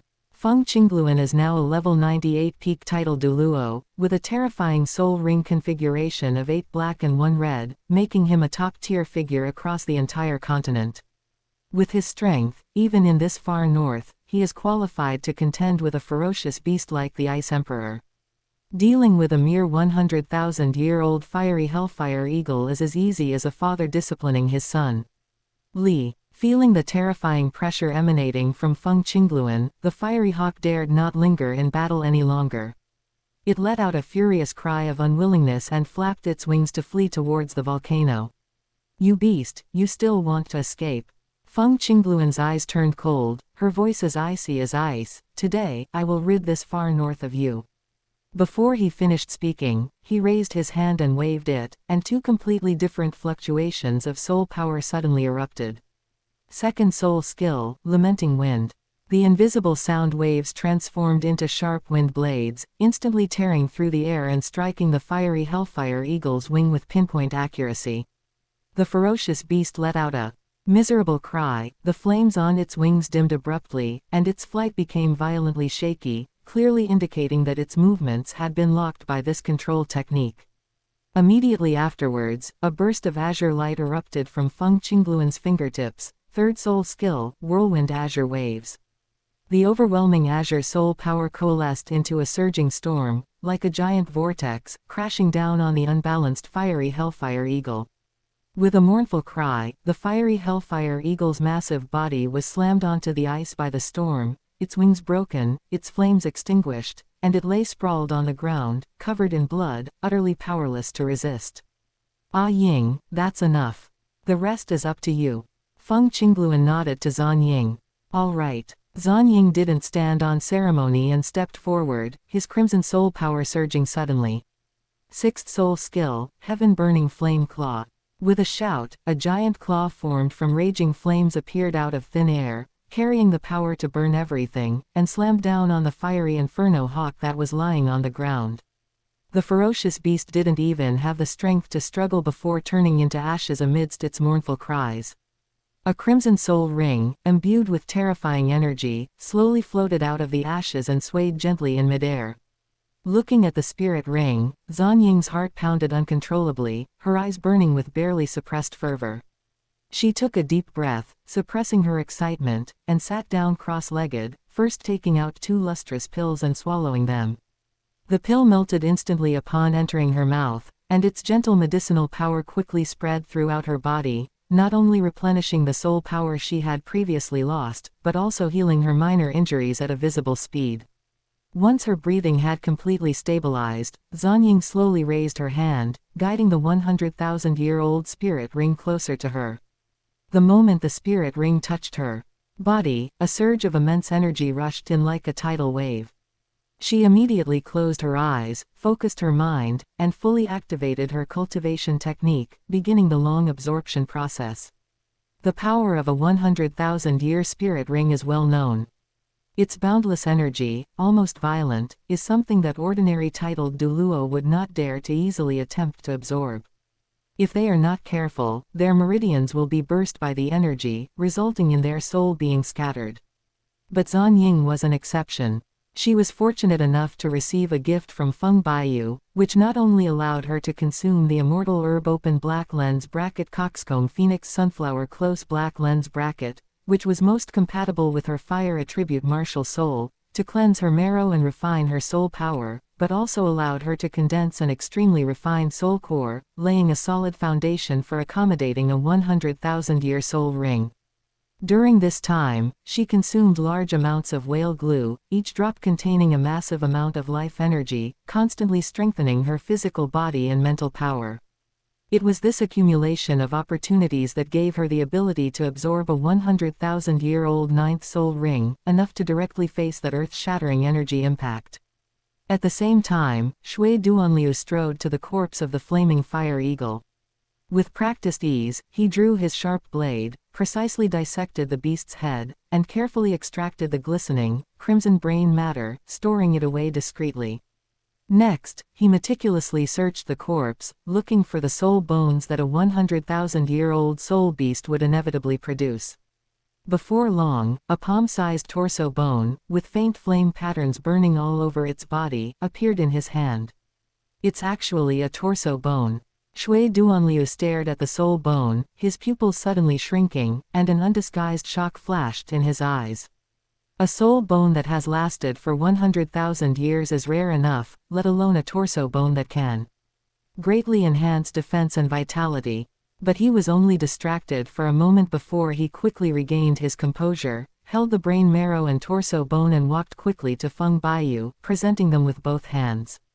Grandma is so lucky. Feng Baiyu looked at the soul beast's brain and torso bone in his hand, his eyes full of amazement. With this 100,000-year-old torso bone, Grandma will probably be able to break through to level 95 in no time, and maybe even reach level 96 within 3 years. Your second grandfather was like that back then. Feng Qingluan spoke slowly from the side, her tone tinged with reminiscence. His ninth spirit ring was also 100,000 years old, and the matching spirit bone was a right arm bone. That time, not only did it allow his martial spirit to evolve, but it also directly helped him reach the threshold of level 96 in a short period of time. The reason why 100,000-year-old soul beasts are regarded as treasures by all soul masters is precisely because they possess the power to defy fate. Especially when the spirit ring, spirit bone and spirit master's spirit are perfectly matched, that power can be unleashed to the extreme, enough to make a spirit master's strength undergo a tremendous transformation. The warhawk's martial soul is the fiery spirit kite, and its compatibility with this infernal firehawk is perfect. Both belong to the avian fire attribute soul beasts, and there are intricate connections deep in their bloodlines. What's even more remarkable is that the infernal firehawk's raging flames can perfectly complement the fiery spirit kite's strength and lack of weight, making them a perfect match. Feng Qingluan gazed at Zan Ying, who was sitting cross-legged absorbing the spirit ring, her eyes filled with anticipation. With this 100,000-year spirit ring, Zan Ying's strength would undoubtedly experience a qualitative leap, and given time, he might even reach or surpass his second brother's level. Just then, the emerald demon bird, which had circled around for a long time without finding anyone, flapped its wings and flew back. It immediately noticed that everyone was gathered together, while it was left outside. It pouted in grievance, its round red eyes filled with unhappiness. It fluttered its wings and circled above the heads of the group, its chirping full of accusation. Chapter 135 Snow Emperor. Hey, our hero is back. Feng Baiyu saw the emerald demon bird flapping its wings and flying over, and with a smile, he took out a piece of lustrous soul beast brain marrow from his storage ring and called out, "Chirp chirp, come and have a taste." The emerald bird caught sight of the bowl of brain marrow, and its previously aggrieved little face instantly brightened. It fluttered its wings and landed on Feng Baiyu's shoulder, affectionately nuzzling his cheek with its little head, as if it were trying to win him over. After rubbing against the food for a while, it hopped and skipped to the box containing the brains and began to peck at them, its round eyes curving into crescents as it ate with great relish. Time is short, have something to eat first. Feng Baiyu looked at the emerald demon bird pecking at its food and said with a smile, "When we get home, I'll get you the brain of a 100,000-year-old soul beast." He calculated in his mind that, given the emerald demon bird's growth rate, just digesting the brain marrow of this fiery hellfire eagle would probably allow it to directly leap to a cultivation level of 20,000 years. Not to mention that he also had several portions of 100,000-year-old brain marrow saved up. Once he returned and fed them all to it, the little guy's strength would surely skyrocket. The emerald bird seemed to understand him. It paused in its pecking motion, raised its little head covered in brain residue, chirped twice, its red eyes filled with excitement, and then lowered its head to eat even more happily. "It looks like it won't be long before we can feed it to the 100,000-year level. What is the meaning of this, Your Excellency?" Just then, Feng Qingluan's voice suddenly rang out, carrying a chilling aura. "Since you're here, why not show yourself?" Feng Baiyu's heart skipped a beat. He quickly circulated his soul power to scan the surroundings, but after searching the entire area within 100 feet, he couldn't find even a single person. Even his grandfather could only sense the aura but couldn't pinpoint the location, so it was naturally even more difficult for him to find any trace. Just as he was wondering to himself, a ripple suddenly appeared in the air in front of him, and a woman of stunning beauty slowly emerged from it, her clothes fluttering, as if she had become one with heaven and earth. The woman's long, snow-white hair cascaded down like a waterfall, reaching her ankles, making her figure appear even taller and more slender. Her sky-blue eyes were clear and ethereal, much like the purest icy lake in the far north, giving off an air of aloof purity. She wore a simple white dress, without any jewelry or ornaments, yet she possessed a natural and exquisite beauty, as if the wind and snow in the world paled in comparison to her. To be fair, this was the most captivating woman Feng Baiyu had ever seen in his life. Even the cold and aloof beauty Bibi Dong, or the angelic Qian Runshui, paled in comparison to her. "Humans, leave the far north immediately." The woman's gaze swept over the crowd like a cold pool, finally settling on Feng Qingluan, whose aura was the strongest. Her voice was clear and cold like shattered ice. "Considering that you have not slaughtered soul beasts indiscriminately, I will give you a chance to leave." Feng Baiyu gazed at the figure clad in snow-white robes, a thought stirring within him. He tentatively asked, "Are you, the Snow Emperor?" Shui Di raised an eyebrow slightly, turning her gaze to Feng Baiyu, a hint of surprise flashing in her eyes. "You know me." Logically, even if there were legends about her among humans, they should only know her name and never have seen her face. The fact that this young man could call her by name so readily surprised her. "Of course I've heard of you, the true emperor of the far north." Feng Baiyu nodded, his tone carrying just the right amount of respect. It was my deity who told me. Your name and appearance. As soon as he finished speaking, he raised his hand and summoned Little Blackie. As soon as Shui Di's gaze fell on Xiao Haitzi, she was drawn to the mark on its forehead. The next second, a superior aura emanating from the depths of her bloodline suddenly enveloped her, causing her to subconsciously tense her back. It's that lord, Shui Di exclaimed softly, her eyes filled with shock, and her gaze towards Xiao Haitzi instantly turned into awe. The Snow Empress was shocked. That oppressive aura came from Lord Phoenix, a being she had to look up to from the depths of her bloodline. Could this young man be the successor chosen by the adults? Upon realizing this, the coldness on her face vanished instantly, replaced by heartfelt respect. She bowed slightly and said, "My lord, the Snow Emperor's words were offensive just now. I hope you will forgive me." Seeing her sudden change in attitude, Feng Baiyu smiled and said with a hint of mockery, "To be honest, I still prefer your cold and aloof look from just now." Snow Emperor. Snow Empress. Feng Baiyu looked at her with a deep gaze, his tone tinged with a hint of probing. "I wonder, between us, are we friends or enemies?" He already had a plan in mind. If they were friends, they could sit down and have a good talk, and perhaps even forge a positive relationship. But if they were enemies, then he'd have to pray to the gods. The soul beasts worship that lord, not you. The Snow Empress's eyes flickered slightly. After hesitating for a moment, she looked at Feng Baiyu and her tone softened a bit. "However, considering that you are the one chosen by that lord, as long as you do not commit massacres in the far north, I will not make things difficult for you." "That's enough." A glint of light flashed in Feng Baiyu's eyes. He nodded slightly, then stepped forward and suggested with a smile, "In that case, how about we make a deal?" "A deal?" Shui Di raised an eyebrow, her tone still carrying a hint of aloofness. "What kind of deal do you want to make with me?" Although Feng Baiyu was chosen by the Phoenix, in Shui Di's eyes, this young man was nothing more than a weak human. What could he possibly offer that would move her heart? Feng Baiyu smiled confidently and said, "Word by word, I have a way to help you overcome the next tribulation." "What did you say?" Shui Di suddenly raised her eyes, her usually cold face showing shock for the first time, her voice trembling slightly. "You can help me overcome my tribulation." How is this possible? The tribulation of a 100,000-year-old soul beast is terrifying. Even she, the Emperor of the Far North, has to exhaust herself to deal with it. Yet a human boy dares to speak so arrogantly, saying that he can help her overcome the difficulty. Shui Di felt it was absurd, but looking at Feng Baiyu's determined eyes, a ripple inexplicably rose in her heart. Feng Baiyu simply smiled faintly, his tone nonchalant. "If you believe me, then come and find me in the human world. If you don't believe me, then pretend I didn't say anything." The Snow Empress frowned slightly as she looked at his confident demeanor. She naturally longed to overcome the next heavenly tribulation, but there were still 10,000 years until then, so there was no need to be in such a hurry. But Feng Baiyu's words were like a pebble, stirring up ripples in her heart. She was really curious about what gave this young man the confidence to make such a boast.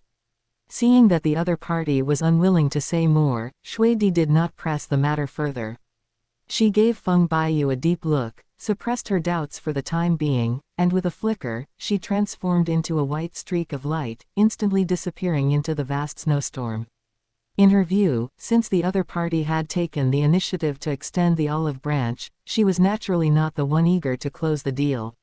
Rather than pressing for answers here, it was better to wait and see. With this in mind, the Snow Emperor did not stop walking and quickly disappeared into the depths of the snowstorm. Chapter 136 The War Eagle's Strength Soars. After another incense stick's time, Zanying had completely absorbed the 9th soul ring. The soul power that had been dormant within him for so long, as if finding an outlet, erupted entirely under the influence of his 9th soul ring. In an instant, a surge of soul power swept outwards from him, and the surrounding air trembled slightly from this force. When everything calmed down, Zanying's aura had undergone a tremendous transformation. Her soul power level soared to level 93.5, just one step away from level 94. Feng Baiyu watched in amazement, his eyes filled with wonder. He couldn't help but exclaim, the boost from this 9th soul ring is already so terrifying. If he were to absorb and fuse with that 100,000-year-old soul bone, wouldn't he be able to step into the threshold of level 95 in one go? Feng Baiyu knew that after being tempered by whale glue, amplified by the soul core, and cleansed by immortal herbs, Zanying's foundation was already far more profound than that of his peers. But watching the changes in the soul power of the phoenix sunflower as it absorbed the herb, he couldn't help but be startled. The soul power contained in this immortal herb was even more powerful than he had anticipated. After it was completely integrated into the war eagle's body and released, he could clearly sense the overwhelming energy fluctuations. Brother Feng, Baiyu. Zanying suddenly opened his eyes, the scorching light of his surging soul power still lingering in them. He turned to look at Feng Qingluan, his voice filled with barely concealed excitement. I've broken through to level 93, almost level 94. And my 9th soul skill has given me 2 extremely powerful offensive skills. One of them is a group skill open black lens bracket burning sky wildfire, spirit kite fire rain close black lens bracket, with an extremely wide range, and its power is estimated to be comparable to my 8th soul skill single target attack. If a soul Douluo level opponent is hit by this move, even if they don't die, they'll be severely injured or crippled. As for the single target soul skill, it's called open black lens bracket infernal soul lock, spirit kite devouring heart close black lens bracket. As Zanying felt the surging soul power within him, a flickering flame unconsciously ignited at his fingertips. His tone was full of certainty. This soul skill is practically perfect. It comes with a lock-on tracking feature, capable of relentlessly entangled with its target. It also comes with powerful control, making it difficult for the opponent to break free, and it has a guaranteed hit characteristic, leaving no possibility of evasion. If it were to encounter a titled Douluo who is not skilled in defense, this strike would be enough to instantly kill them. Congratulations. After listening to Zanying's introduction of the 9th soul skill, Feng Qingluan nodded and smiled. That beast also dropped a 100,000-year-old torso soul bone. After you absorb it, reaching level 95 will be a piece of cake. For me. Zanying's eyes lit up instantly, his face full of surprise. But the next second he shook his head repeatedly, saying sincerely, Brother Feng, I'm already more than satisfied with having these 2 100,000-year 9th level soul skills. You should absorb this soul bone. Hearing Zanying's words, Feng Qingluan helplessly tugged at the corners of her mouth and gave a wry smile. Just take it. This 100,000-year soul ring and soul bone come from the same soul beast, and their fusion will produce a significant amplification effect. As for me, I already have a suitable torso bone, so don't be polite with me. When Feng Qingluan acquired his 4th soul ring, he fortuitously obtained a 4,000-year-old torso bone. That soul bone brought him tremendous improvement in the early stages of his cultivation, not only greatly enhancing his physique and soul power foundation, but also making him stand out among his peers, leading the pack by a wide margin. However, as his strength continued to improve, the role of this 4,000-year-old torso bone gradually diminished. As early as when he was at the Soul Emperor level, the boost it provided had already begun to weaken. After advancing to the Soul Saint level, it was almost useless. Now that he has reached the Soul Douluo level, this soul bone that he was once so proud of is now practically useless, and there is little difference between having it and not having it. You don't need it, there's still Baiyu. Zanying looked at his adopted grandson and said with a smile, then turned to Feng Baiyu. Baiyu, this 100,000-year-old torso bone should be of great help to your cultivation, right? Useless grandma. Feng Baiyu shook his head gently, his tone firm. You can absorb it yourself. I have a more suitable soul bone to choose from. Feng Baiyu's words, I have something better, made Zanying stop refusing. It seemed that this 100,000-year-old torso bone was destined to be his. However, Zanying was not in a hurry to absorb the soul bone on the spot. They had been out for quite some time, and it was not advisable to stay here any longer. It was time to set off and leave. By the way, Baiyu. Zanying raised his hand and touched his storage soul tool, and a strangely shaped plant appeared in his palm. He handed it to Feng Baiyu. I found this on the edge of the volcano and glacier over there. Take a look and see if this thing will be useful to you. Ice Spirit Flame Grass. The moment Feng Baiyu recognized the immortal herb, a hint of surprise flashed in his eyes, and he blurted out, "Grandma, I never expected that you would actually find such a precious immortal herb. This is really a divine herb." Zhan Ying's face instantly lit up with surprise, and he hurriedly handed the plant in his hand to Feng Baiyu. Even the best product needs to be used wisely, only when it's suitable for the right person can it truly unleash its miraculous effects. The wonder of this ice spirit flame grass lies in its ability to allow a single attribute soul master of ice or fire to develop another attribute, and to achieve a perfect balance of ice and fire in their soul power. Feng Baiyu spoke slowly, his tone tinged with regret, "But you are already a titled Douluo with a pure fire attribute. Even if you take it, you won't have any extra soul rings to add a new attribute. It's really a pity." Then, Zhan Ying's gaze suddenly fell on Shui Binger. This little girl not only hadn't had the chance to consume any immortal herbs, but more importantly, her soul ring configuration still had plenty of empty slots, which could be used to attach newly derived fire attribute soul rings. Binger follows the path of ultimate ice, so this immortal herb is not the best choice for her. Feng Baiyu slowly shook his head, his tone firm. In terms of suitability, Du Guyan is the most suitable candidate. However, the medicinal power of the two immortal herbs in her body has not been completely refined yet. She can only take this ice spirit flame grass after she advances to Soul Emperor. Before Feng Baiyu finished speaking, he had already decided on the ownership of this immortal herb and casually put it into his storage soul tool. But as soon as he finished doing all this, he suddenly frowned. He seemed to have cared too much about Du Guyan. Whenever he came across something good, his first thought was always to save it for her. However, this thought only flashed through Feng Baiyu's mind, and he quickly dismissed it. He might as well give it to her. At worst, she could work for him for a few more years as interest. "Let's go check out that volcano."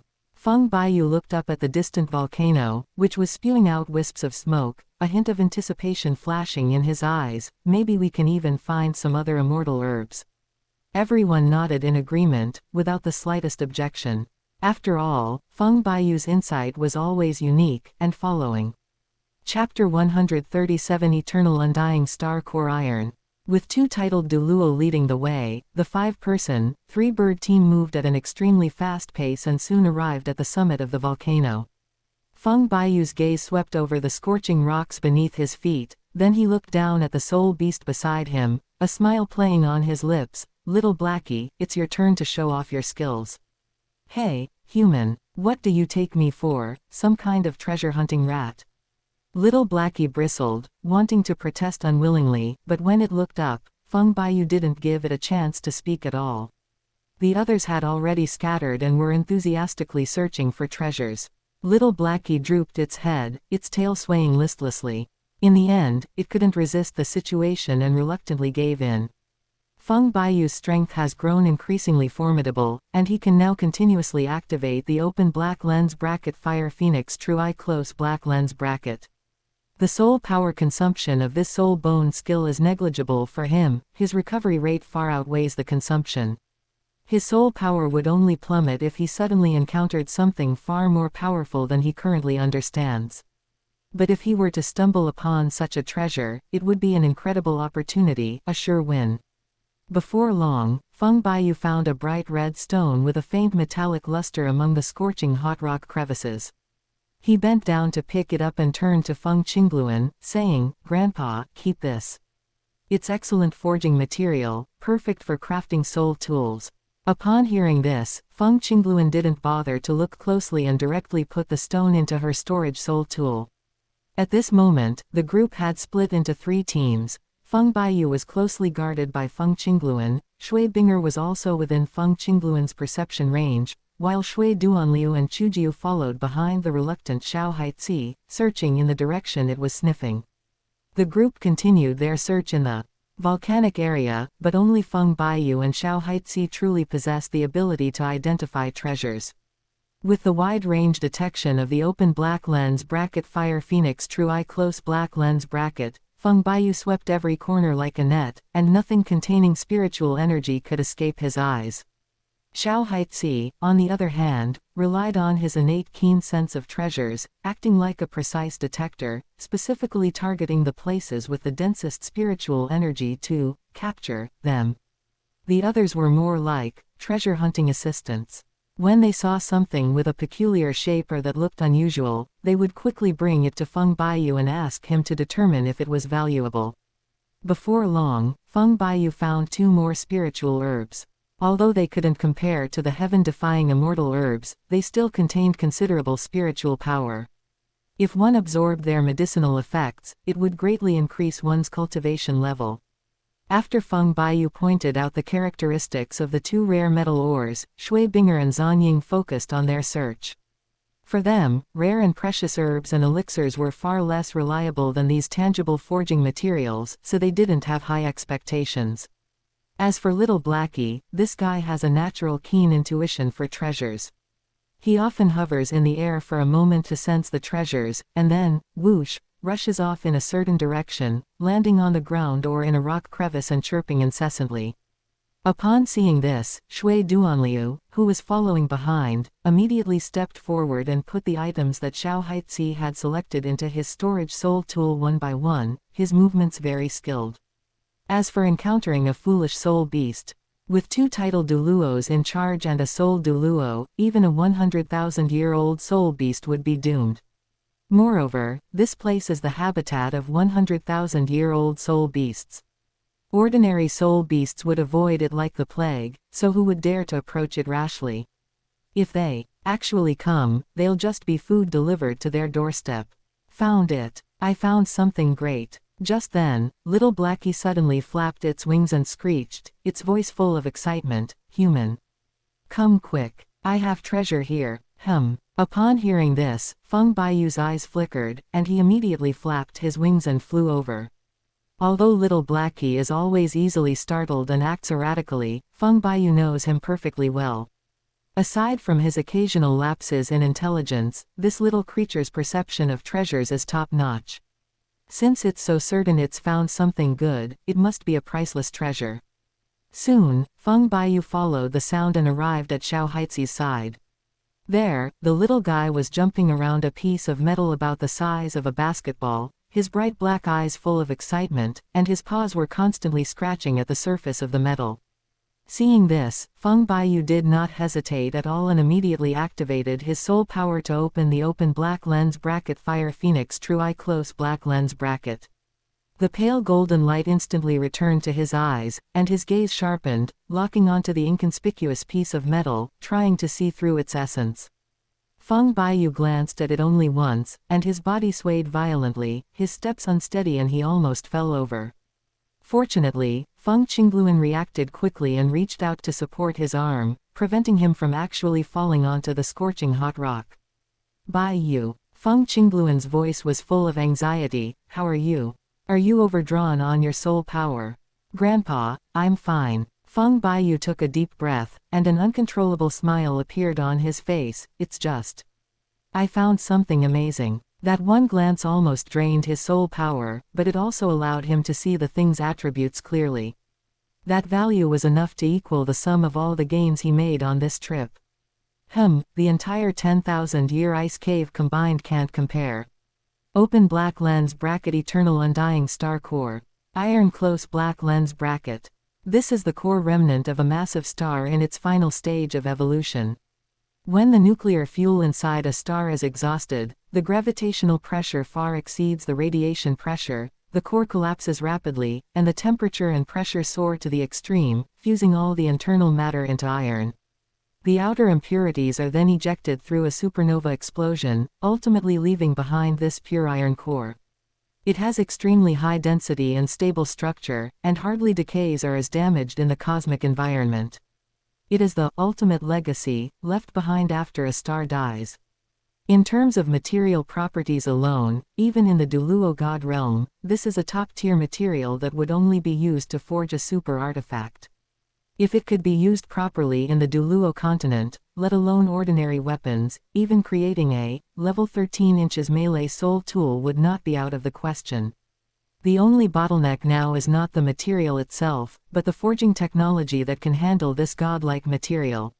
Feng Baiyu used his storage soul tool to put the items away and said, "Little Blackie, you've done another great service.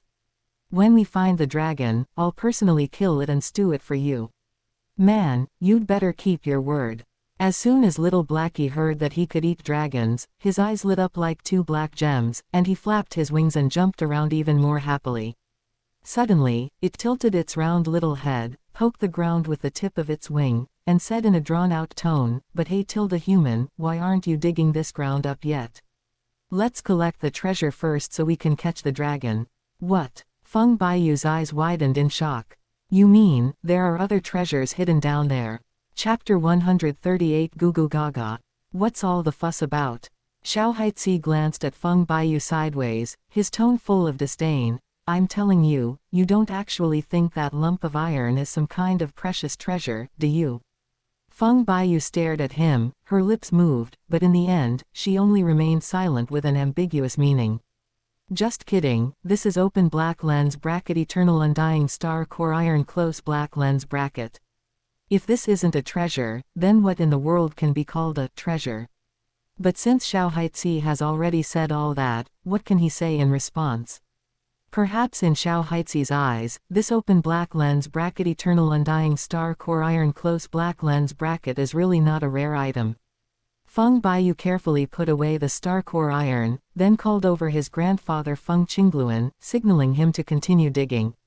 Having gained experience from mining the open black lens bracket 10,000 years of profound ice marrow close black lens bracket, Feng Qingluan's movements were practiced and swift, each strike precise and powerful. The war eagle beside her was also ready to take over from Feng Qingluan at any time and continue digging deeper. After digging for 2.5 hours, a dark tunnel finally appeared beneath the soil. Feng Baiyu peered over and immediately spotted the treasure Xiao Haitzi had mentioned. It was a giant black and white egg, about the size of a regular basketball, with a faint halo of light swirling around its shell, mysterious and eerie. "Little Blackie." Feng Baiyu held the basketball-sized black and white egg in his palm. The moment his fingertips touched the shell, a strange coolness spread from his fingertips. He frowned and asked, "The treasure you mentioned, is this it?" He didn't rush to use the open black lens bracket Fire Phoenix True Eye close black lens bracket to investigate. Just getting close to the open black lens bracket Eternal Undying Star Core Iron close black lens bracket had almost drained his spiritual power. If Xiao Haitzi called this egg a treasure, then the energy it contained must be even more terrifying. Judging from its appearance alone, the flowing black and white patterns on the eggshell and the faintly sharp aura it exudes indicate that this is no ordinary creature's egg, and is most likely the egg of some kind of top-level bird-like soul beast. "Yes, that's it." Little Blackie nodded vigorously, his tone full of urgency. "Quickly, hatch it." "All right then." Feng Baiyu reluctantly agreed, a faint spiritual light condensing at his fingertips. Following the method of the open black lens bracket Phoenix packed close black lens bracket, he carefully transferred his spiritual power to the black and white giant egg. In just 2.5 minutes, fine cracks suddenly appeared on the surface of the eggshell, followed by a soft crack as the eggshell completely broke open. A fluffy little creature emerged from inside, its round body covered in black and white down, with a short, flat beak, and it looked somewhat like an adorable penguin, except that its bright black eyes revealed a liveliness that didn't match its appearance. "This is..." Feng Baiyu stared at the round little guy in front of him and tentatively let out a goo goo ga ga. The newly hatched bird tilted its fluffy head, glanced at him with its big, dark eyes for a moment, and then mimicked him in its babyish voice, "Coo-coo quack quack." Feng Baiyu immediately activated the open black lens bracket Fire Phoenix True Eye close black lens bracket, and the golden light fell on the little bird. After a moment, a look of understanding flashed in his eyes. "I see," he exclaimed in sudden realization, turning to look at Xiao Haitzi with amazement in his voice. "So, this little guy really is a treasure." Feng Baiyu carefully cradled the round, chubby, goo goo gaga in his arms. The little guy's fluffy body rubbed against his palm, soft and cuddly. He looked around at everyone and said loudly, "Things here are all taken care of. Let's pack up and get ready to head back. Yes, everyone echoed in unison, and the fatigue of the past few days seemed to vanish in that instant. After being away for so long, the word, home, had become the most fervent longing in everyone's heart. Huh. The returning group was moving steadily forward when Feng Baiyu suddenly stopped, his brows furrowing as he muttered to himself, "Something's not right, something's really not right." "Baiyu, what's wrong?" Seeing her grandson standing there with a serious expression, Feng Qingluan quickly stepped forward, her eyes scanning the surrounding snow and glaciers warily, and asked, "Do you feel anything unusual about the surroundings?" "Grandpa." Feng Baiyu suddenly looked up at him, her voice serious, "Haven't you noticed? The surrounding environment is different. Not quite the same." Upon hearing this, Feng Qingluan looked around at his grandson's gesture. He saw that it was still a snow-covered plain that stretched for thousands of miles, with howling winds whipping up snowflakes that stung his face. He frowned and said, "What could be different? The far north is all like this, a world of ice and snow. Don't they all look pretty much the same?" "That's true." Feng Baiyu's gaze grew increasingly serious. He subconsciously stamped his foot on the spot, his eyes sweeping over the familiar ice rocks and snow hills around him. His voice deepened, "But the problem is, this is the second time we've come here. The last time was just 2.5 hours ago." As soon as Feng Baiyu finished speaking, Feng Qingluan's heart skipped a beat, and her face instantly darkened. "You mean, we're lost? Or are we under an illusion?" "Both." Feng Baiyu had already activated the open black lens bracket Fire Phoenix True Eye Close Black Lens bracket, its golden pupil sweeping across the frozen landscape. He moved slowly, searching for clues as he explained, "The guy who set this up is cunning. He knew that you and Grandma, both titled Douluo, were in the team, so he didn't dare to use any overly obvious illusions. We're trapped in a maze of illusions, where the enemy uses the terrain as a framework and fills in the details with illusions, twisting the path into a dead end." He deliberately explained in simple terms, hoping his grandfather would immediately understand their situation so they could work together to deal with it. Could it be a purely spiritual soul beast? Feng Qingluan reacted instantly, his expression suddenly turning solemn. He channeled his soul power, his gaze sweeping across the frozen snowfield and dark ice crevices like a hawk, but he still found nothing. Feng Qingluan is already a level 98 titled Douluo with a soul power as deep as the sea. However, his martial soul, Qingluan, is mainly focused on speed and strong attacks, not on mental power. His mental strength can only reach the level of a normal level 98 titled Douluo. The one capable of silently setting up such an exquisite maze is no ordinary being, it is likely a spiritual beast with over 100,000 years of cultivation. Thump. Just as everyone was on edge, a soft sound came from beside them. Shui Binger's body went limp and she fell straight to the ground, her eyes closed, already unconscious. Fortunately, Zhan Ying reacted quickly, reaching out his long arm to catch Shui Binger around the waist, preventing her from falling heavily onto the cold snow. But as soon as he regained his balance, Zhan Ying frowned, feeling a sudden dizziness as his vision blurred and his mind went blank. Not good. Feng Baiyu's heart sank, and he immediately sat down cross-legged, quickly forming hand seals and activating his soul power to protect his heart meridian and sea of consciousness. Upon seeing this, Feng Qingluan was greatly alarmed. His soul power suddenly erupted, and a phantom of a blue phoenix appeared behind him. The terrifying pressure of a level 98 titled Douluo swept outwards as if it were a tangible force, even causing the biting cold wind to pause for a moment.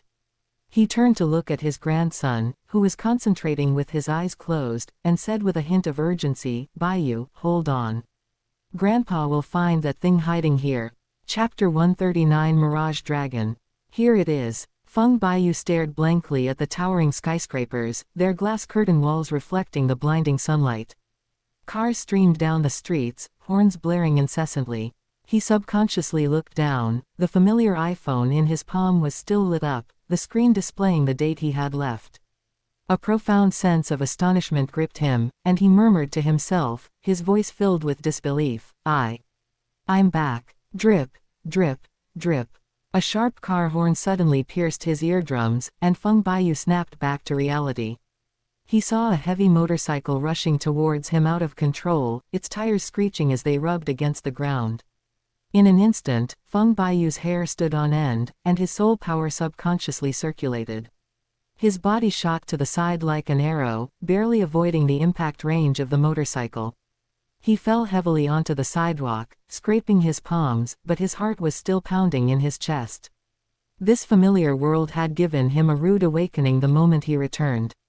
Bang! Feng Baiyu crashed heavily into the curb beside him, a sharp pain shooting through his knees and palms, but he had at least managed to avoid the out-of-control motorcycle. He tried to get up, bracing himself against the cold ground, a fine layer of cold sweat beading on his forehead. A crowd of passers-by gathered nearby, but not a single one offered to help him.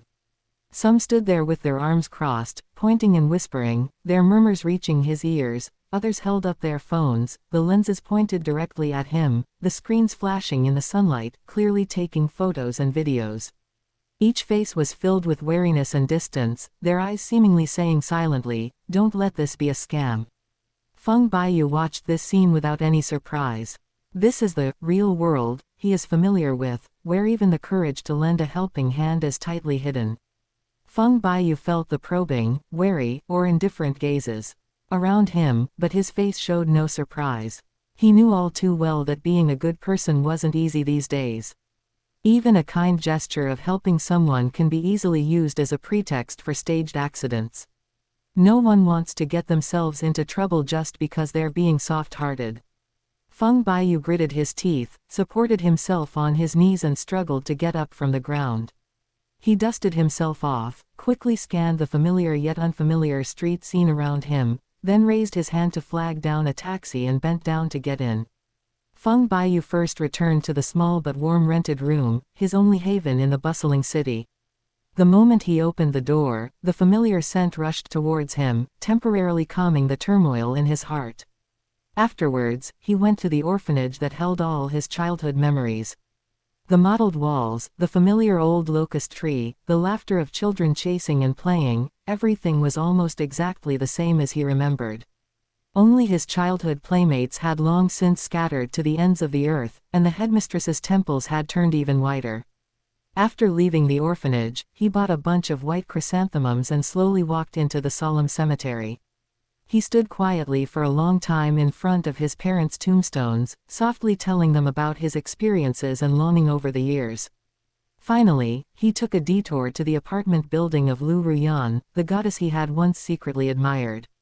The streetlights cast a dim yellow glow as he watched from afar that familiar figure hanging clothes to dry on the balcony, the same gentle look in her eyes as before. He didn't approach to disturb her, but simply watched silently for a while before turning and leaving. When he finished this series of journeys, he looked up and saw that the sky had already completely darkened, and the city's neon lights were lighting up one after another, casting his shadow very long. "Thanks." Feng Baiyu suddenly spoke. Softly, a hint of melancholy in his voice, "Thank you for allowing me to experience all of this once again. However, it's time to end this." He suddenly looked up, the last trace of confusion in his eyes fading, leaving only unwavering determination. "This dream is over. Little Blackie," Feng Baiyu suddenly shouted, raising his hand to summon his martial soul. A hint of surprise flashed across Feng Baiyu's face. He looked around intently, but couldn't see Xiao Haitzi anywhere. Could something be wrong? He frowned, then closed his eyes and focused his mind on trying to communicate with Xiao Haitzi in his sea of consciousness. "I see." About 2.5 minutes later, Feng Baiyu suddenly opened his eyes, a look of understanding flashing in them. He took a deep breath, and his soul power surged violently, his robes fluttering without wind, and his aura instantly reached its peak. Fourth soul skill, Ice Phoenix True Form. With a thunderous roar that shook the heavens and the earth, a torrent of icy blue soul power surged forth from his body, and a phantom of an ice phoenix with a wingspan of several feet suddenly took shape behind him. Its icy feathers reflected a chilling light, and the surrounding air seemed to be frozen, making a crisp, crackling sound. Phoenix Domain. Ice Crystals. Feng Baiyu unleashed two shouts simultaneously, his icy blue soul power colliding with the blazing Phoenix True Fire. Countless rhomboid ice crystals shattered in response, a deafening roar that shook the heavens and earth. Ice crystal fragments, carrying a chilling aura, scattered in all directions, their passage causing the air to crackle and hiss. In the blink of an eye, the distorted city illusion receded like a tide, replaced by a frozen world where snowflakes danced wildly. A biting wind howled past, whipping up heavy snowflakes, and at the edge of the field of vision, a snow-white soul beast stood on the icy plain. Its true form is a giant dragon, its body undulating like a mountain range, covered with golden-green scales that refract iridescent light like glass.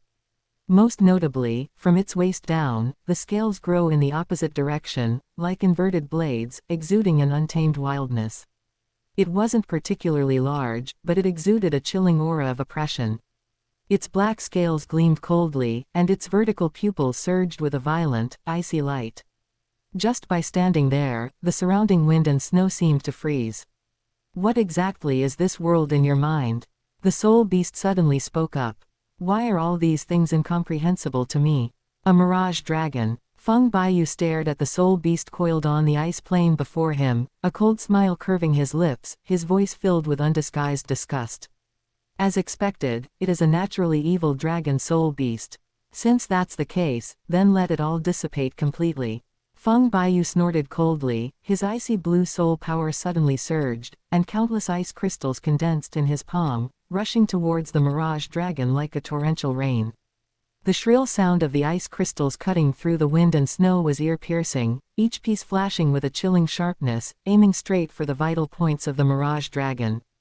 The open black lens bracket frost crystal close black lens bracket itself is just an ice block formed from soul power, and it does not have any built-in attack amplification effect. Feng Baiyu's open black lens bracket ice phoenix true form close black lens bracket can increase all of his attributes by 400%, and open black lens bracket phoenix domain close black lens bracket can increase all of his attributes by 40% while weakening the opponent's attributes by 25%. Moreover, these two increases are multiplicative and cumulative. Under such terrifying double amplification, even the open black lens bracket ice crystals close black lens bracket that Feng Baiyu casually condensed were as if they were injected with world-destroying power.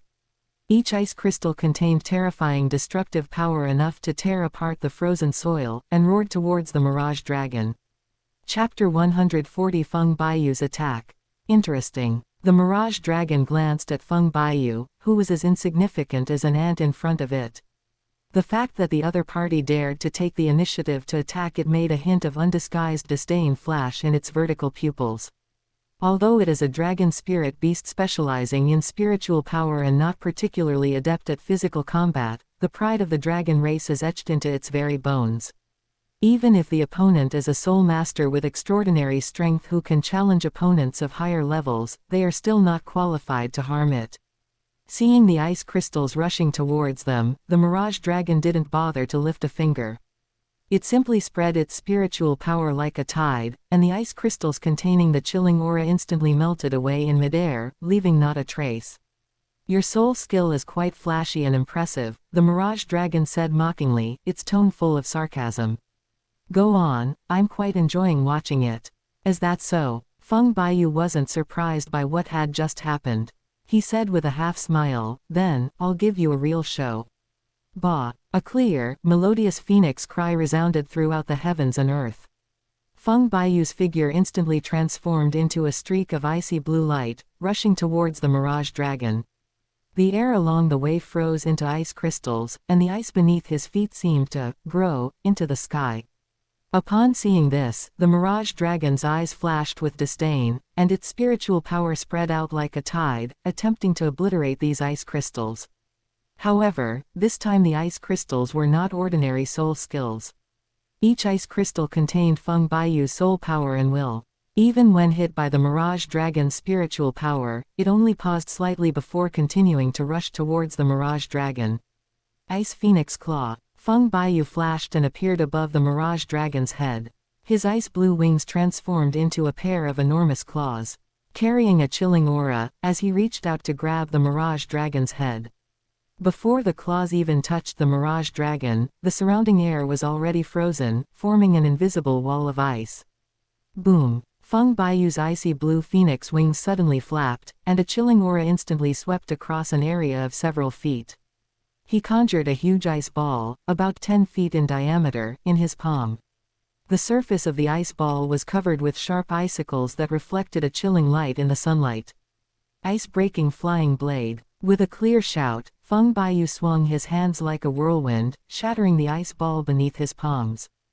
Hundreds of ice blades shot towards the mirage dragon in wide arcs, like arrows fired from a gun. These ice blades are as thin as cicada wings, with edges so sharp they can cut through the air. Wherever they pass, even falling snowflakes are instantly frozen into ice crystals. The ice blades, carrying a piercing effect, crashed into the mirage dragon's scales one after another, creating a continuous series of crisp clanging sounds.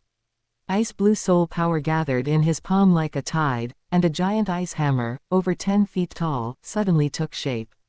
The surface of the ice hammer was covered with crisscrossing ice ridges, each ridge reflecting a cold, chilling light, as if it could freeze all life around it. Ice soul hammer strike. With a clear shout, Feng Baiyu touched the ground with his toes and charged towards the mirage dragon like an arrow released from a bow. The giant ice hammer in his hand burst with a dazzling blue light, the air along the way was compressed and made a sharp whistling sound, and the ice on the ground cracked inch by inch under the enormous force. Feng Baiyu's soul power seemed inexhaustible.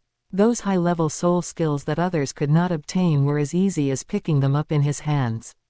Streams of icy blue soul power continuously bombarded the mirage dragon. But the mirage dragon, as expected of a dragon soul beast with 100,000 years of cultivation, possessed a spiritual power as strong as an unfathomable abyss. Every attack from Feng Baiyu, whether it was a sharp ice blade or a heavy ice hammer, would vanish silently as soon as it touched the mental barrier around him, without even causing a ripple. A 4-ring soul master facing a 100,000-year-old dragon-type soul beast, the gap was simply too vast. HMPH, utterly absurd. The mirage dragon exhaled a cloud of white, fishy-smelling breath from its nostrils, letting out a deep, cold snort. It appeared arrogant, but its heart was already clenched in agony, pacing anxiously in circles. When it made its move just now, it seemed effortless, using only a wisp of spiritual energy to easily disperse Feng Baiyu's sharp and powerful soul skill. To others, it was obviously effortless, but only the mirage dragon itself knew the cost involved.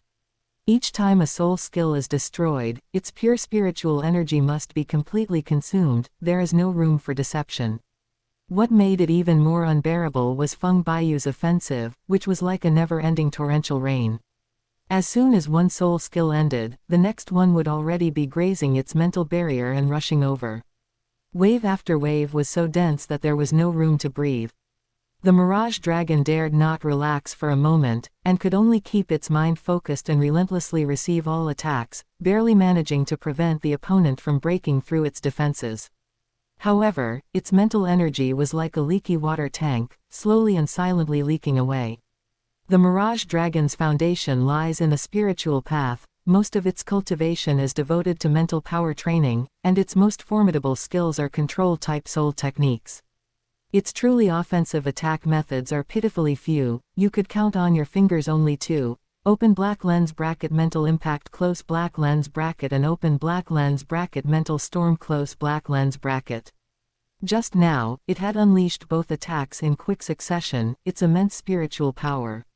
Striking its opponent, only to vanish like a boulder thrown into a bottomless quagmire, leaving no trace beyond a silent ripple. It didn't even shake the opponent, let alone create a ripple. It was completely like a clay ox sinking into the sea, utterly ineffective. This time, the mirage dragon was really flustered, his mind filled with confusion and disbelief. The opponent was just a small soul master. Even if the opponent's actual combat power had long exceeded the limit of the soul master, he should not have the spiritual power foundation of a titled Douluo. Little did the mirage dragon know that Feng Baiyu had already absorbed open black lens bracket dew of longing close black lens bracket and open black lens bracket gold of life close black lens bracket, and his spiritual foundation had long been solidified to a level that was difficult for ordinary people to reach. Furthermore, after activating the open black lens bracket Ice Phoenix True Form Close Black Lens bracket and stacking it with the open black lens bracket Phoenix Domain Close Black Lens bracket, his mental power surged to more than 5 times his normal level. This level of power far surpassed that of ordinary title Douluos. More importantly, once the open black lens bracket Ice Phoenix True Form Close Black Lens bracket was revealed, Feng Baiyu and Xiao Haizi's spiritual power completely merged into one, becoming inseparable. Don't be fooled by Xiao Haizi's terrible fighting skills, which rely entirely on the open black lens bracket Kunshan Kao Close Black Lens bracket. Its inherent spiritual beast foundation is undeniable. As Feng Baiyu's martial soul, its spiritual power base has long been raised to the top level of a 100,000-year-old soul beast. The sum of the two is far greater than the sum of its parts. Before the buffs from open black lens bracket Ice Phoenix True Form Close Black Lens bracket wore off, Feng Baiyu was a numerical monster who broke the rules, with every attribute being ridiculously overpowered. The two are now locked in a complete stalemate, with neither able to gain the upper hand in terms of resources or attrition. Chapter 141 Warm-up End. Feng Baiyu couldn't break through the open black lens bracket spiritual protection close black lens bracket that the Mirage Dragon relied on for protection, and couldn't find the slightest opportunity to attack. The Mirage Dragon also couldn't shake Feng Baiyu, who was empowered by the open black lens bracket Ice Phoenix True Body Close Black Lens bracket and the open black lens bracket Phoenix Domain Close Black Lens bracket, and couldn't even bite into a flaw. On one side is a 100,000-year-old soul beast that has cultivated itself into a spirit, its spiritual power as profound as an unfathomable deep sea. On the other hand, they gained an even greater advantage, transforming into an ice phoenix and hovering high in the sky. The open black lens bracket Phoenix Domain Close Black Lens bracket continuously drew in pure spiritual energy from heaven and earth, causing their soul power to be consumed quickly but replenished even faster, almost non-stop. The two remained locked in a stalemate, and wearing each other down was 10 times harder than simply killing a level 98 ordinary title Douluo. Human, don't waste your energy. The Mirage Dragon, feeling Feng Baiyu's relentless attacks, spoke slowly, its voice still carrying the arrogance of the dragon race. With your skills, you are no match for me. The Mirage Dragon had already sensed that the human before it was a top-tier expert among those of the same realm. But at most, he can only kill soul beasts that are 80,000 or 90,000 years old. Compared to this old dragon soul beast that has lived for 100,000 years, he is still far from being able to fight it. At this moment, the greed in the Mirage Dragon's chest was already surging, it desperately wanted to devour the human before it. A strong premonition lingered within it. If it could consume this young man, its cultivation speed for the next 200,000 or 300,000 years would be smooth sailing, without encountering even a single bottleneck. Whether someone is your opponent or not is not up to you to decide. Feng Baiyu's icy wings continued to flap loudly in the air, and his hands showed no sign of stopping. Soul power flowed continuously into the open black lens bracket Frost Crystal Close Black Lens bracket in his palm, and in an instant, countless ice needles and blades, carrying a bone-chilling cold, shot towards the Mirage Dragon. Although open black lens bracket Frost Crystal Close Black Lens bracket can condense ice blocks for attack, to Feng Baiyu it's just a basic attack skill thrown out while the buff is active. These ice attribute attacks were overwhelming and looked terrifying, but they didn't actually have much of a powerful boost, and were far from being his killing moves. But what does it matter? The Mirage Dragon wanted to wear him down through attrition, which allowed him to use the constant barrage of basic attacks to slowly devise a new ice attribute killing move in his mind. Anyway, soul power is replenished faster than it is used up, so there's plenty of time to try it out slowly. Open black lens bracket Breath of Winter Close Black Lens bracket. Open black lens bracket Ice Soul Bow Close Black Lens bracket. Open black lens bracket Ice Breaking Flying Blade Close Black Lens bracket. Open black lens bracket Ice Soul Hammer Strike Close Black Lens bracket. Open black lens bracket Mystic Ice Dragon Soars Close Black Lens bracket. Open black lens bracket Ice Dragon Whirlwind Close Black Lens bracket. Open black lens bracket Ice Storm Close Black Lens bracket. Open black lens bracket Thousand Spinning Ice Wheel Breaks Close Black Lens bracket. Open black lens bracket 1,000 miles of ice close black lens bracket. The most ingenious aspect of open black lens bracket frost crystal close black lens bracket is this: whatever ice attribute soul skill Feng Baiyu conceives in his mind, it can condense into shape and be released according to the soul master's will. The only difference is that, due to the inherent properties of the crystal, the released soul skill is slightly weaker and far less powerful than Feng Baiyu's innate soul skill. However, this "not powerful enough" statement is only from Feng Baiyu's perspective. Any ordinary ice-type soul master on the continent who could unleash such a technique of condensing ice into matter would be considered to possess a powerful ultimate move that only a 50,000-year black soul ring could have, enough to be used as a trump card. At this moment, Feng Baiyu was not thinking about taking down the Mirage Dragon in one fell swoop. He just wanted to be a normal soul master and have a decent fight. It's frustrating to admit, but almost all of his previous opponents were instantly killed.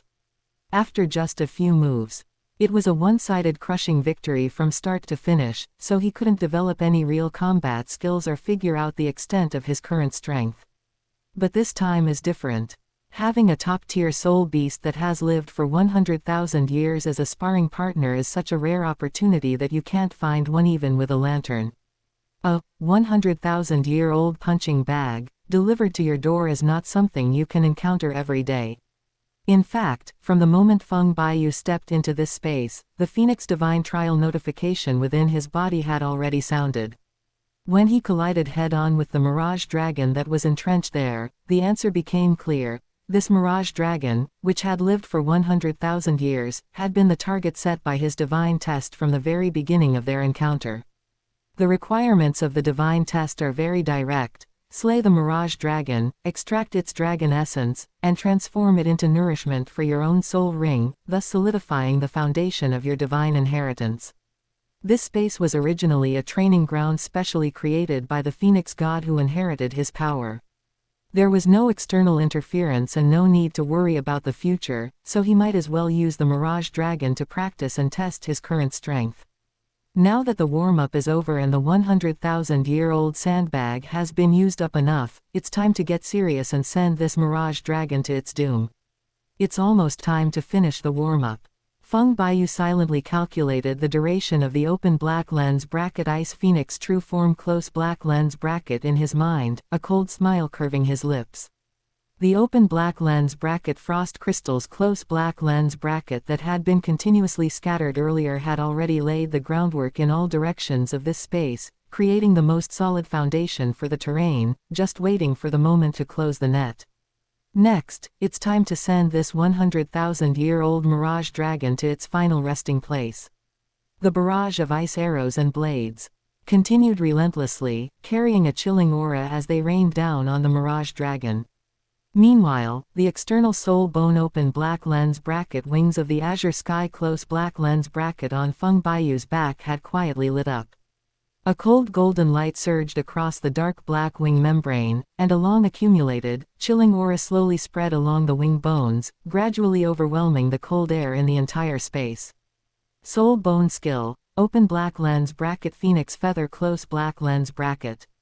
All around Feng Baiyu, the azure gold soul power surged and swelled like a raging tide stirred by the wind.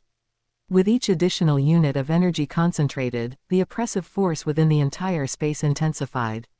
Immediately afterwards, fragments of ice phoenix feathers, as refined as fine gold, broke free from the open black lens bracket wings of the sky close black lens bracket on its back, whistling through the air as they swept in all directions. When they brushed past the ice shards laid out by the open black lens bracket frost crystal close black lens bracket, they instantly melted together as if attracted by a magnet. This is not a simple combination of two attributes, but a perfect fusion of the freezing cold of the ice attribute and the sharpness of the wind attribute, and a clever combination of external soul bone skills and the open black lens bracket frost crystal close black lens bracket ability. Once the fusion was complete, the countless icy arrows condensed into a massive blade. The ferocious power it exuded was in no way inferior to the top-tier group attack that could only be activated by a ninth spirit ring of an ordinary title Douluo. It was enough to split mountains and seas and crush all obstacles in its path. In the blink of an eye, this powerful attack, which combined the power of ice and wind, slammed solidly into the open black lens bracket mental protection close black lens bracket shield erected by the Mirage Dragon. From a normal perspective, the Mirage Dragon steadily withstood the attack.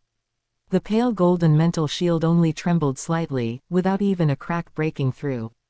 It was far from being able to break through the enemy's defenses or even shake its very foundation. But in just a few breaths, the Mirage Dragon's scale-covered face suddenly darkened, and its pupils revealed undisguised astonishment. Its mental energy was being consumed several times faster than before. Chapter 142 Slaying the Dragon. Ultimately, it was Feng Baiyu's attack frequency that was terrifying. The sky-scattered ice shards weren't a single, relentless barrage. Instead, they crashed in layer upon layer, following the merging winds, one wave after another, relentlessly grinding against the shield every second, leaving it no room for even the slightest respite. One wave after another of the dual attribute ice and wind open black lens bracket phoenix feather close black lens bracket attacks continued to crash against the mental shield. Before the aftershocks of the first wave of attacks had dissipated, Feng Baiyu, taking advantage of the open black lens bracket frost crystal close black lens bracket as a prelude, activated his soul skill again in an instant. The countless feathers, like relentless hail, rained down with the biting sharpness of the icy wind, wave after wave, leaving the Mirage Dragon no chance to catch its breath. Even a 100,000-year-old soul beast with profound foundations cannot withstand such continuous grinding and the endless, rapid depletion of its spiritual power. Damn little beast! The Mirage Dragon roared in fury, the veins beneath its scales bulging.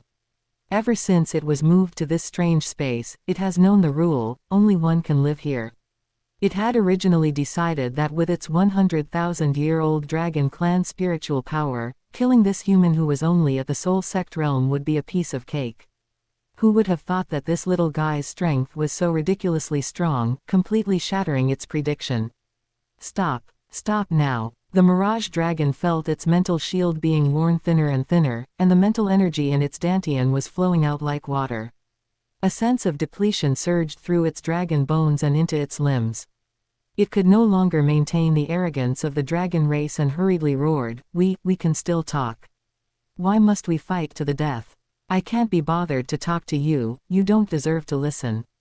Feng Baiyu showed no sign of stopping, on the contrary, his offensive intensified even further. From the moment he stepped into this trial space and the divine test notification lit up, his fate with the Mirage Dragon was already sealed. Either he would slay the Mirage Dragon and take its essence, or the Mirage Dragon would exhaust his strength and devour him. There was never a third option. Since it's a fight to the death, what's the point of talking? The icy winds and feathers continued to pelt the dragon relentlessly.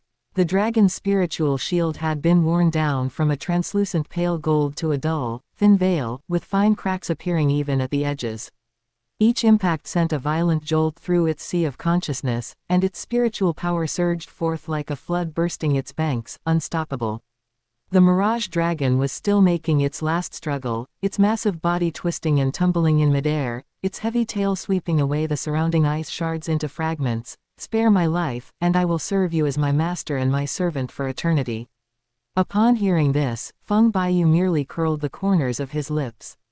With a sudden jolt of his open black lens bracket wings of the azure sky close black lens bracket, more condensed phoenix feathers shot out, piercing through the already laid out ice crystals.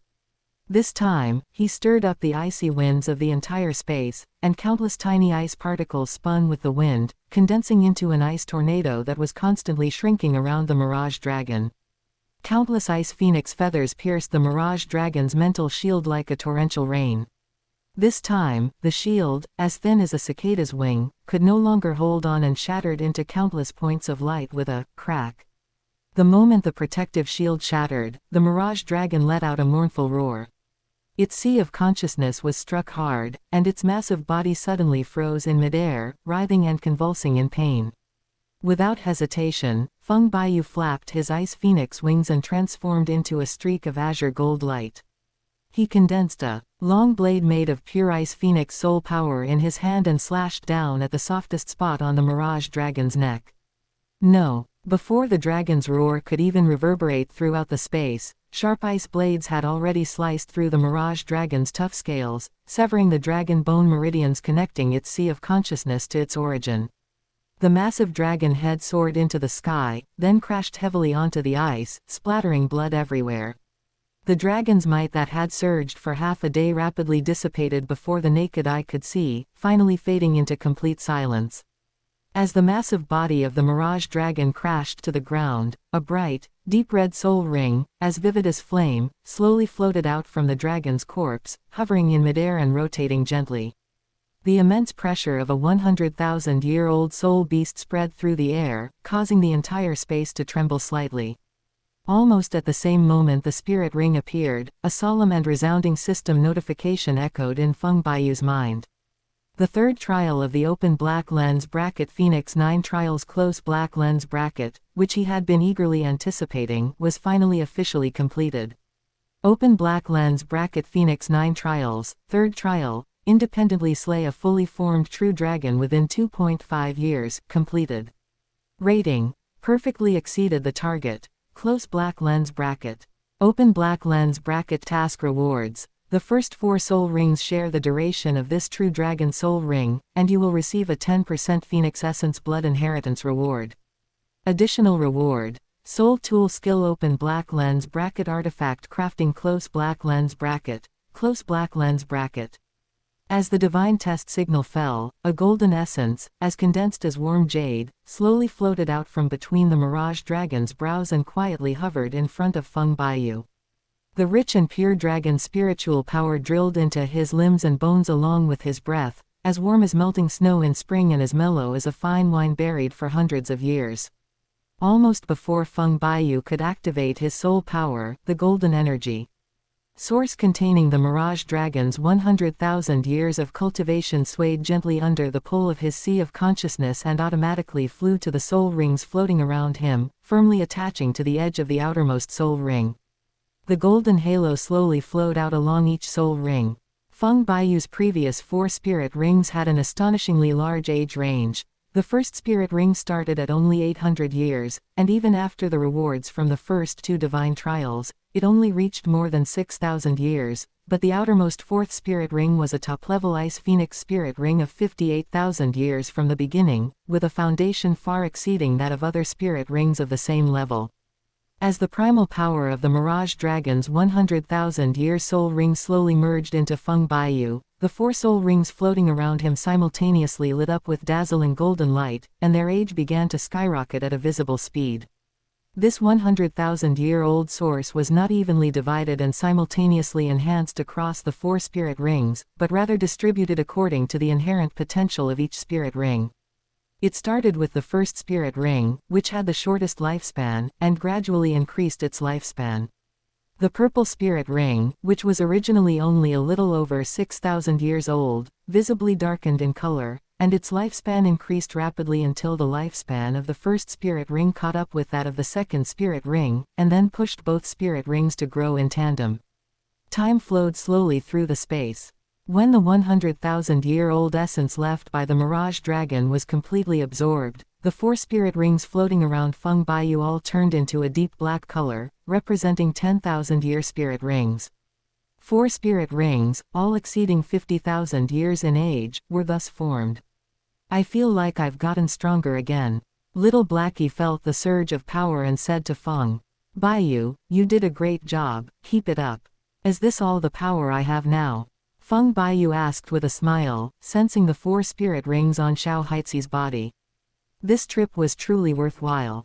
Feng Baiyu stood up and used his storage soul tool to collect the Mirage Dragon's corpse. Chapter 143 Phoenix's 4th Trial. A soul beast that has been around for 100,000 years is bound to give birth to a soul bone, and this complete true dragon, the Mirage Dragon, is no exception. Apart from the golden essence that was integrated into the soul ring, a spiritual skull soul bone that shone with a warm spiritual light and a golden dragon core still floated quietly above the Mirage Dragon's corpse, along with the entire dragon brain marrow, all of which were extremely rare treasures. With the added bonus of the open black lens bracket artifact crafting close black lens bracket opportunity from this divine test, Feng Baiyu's strength will definitely jump even further. Just after absorbing the Mirage Dragon's essence, Feng Baiyu's open black lens bracket Phoenix God test 4 close black lens bracket also appeared. Open black lens bracket Phoenix 9 trials, part 4 close black lens bracket, obtain the 5th soul ring within 2.5 years. Reward: increase the age of all 5 soul rings by 25,000 years. The content was similar to the initial divine test. The difficulty was not that Feng Baiyu had to cultivate to level 50, but that he had to find a pure-blooded phoenix. However, all of these things can be dealt with later. Right now, the most urgent task is to leave this trial space. Baiyu, are you awake? How are you feeling? Are you hurt anywhere? Tell me quickly. When Feng Baiyu slowly opened his eyes and his vision cleared again, he found several people squatting around him, each with an unconcealable anxiety on their face, even breathing softly, for fear of disturbing him. Feng Baiyu glanced at the worried faces of everyone and smiled reassuringly, "Grandpa, I'm fine. Just now, the Phoenix God led me into the trial space to complete the divine test. Now that the mission is over, I naturally came out. A divine test. So that's how it is." Upon hearing this, Feng Qingluan's heart, which had been in his throat, immediately settled back into his stomach. Since it was a test to inherit the divine power, there was naturally no danger to his life, so he was relieved.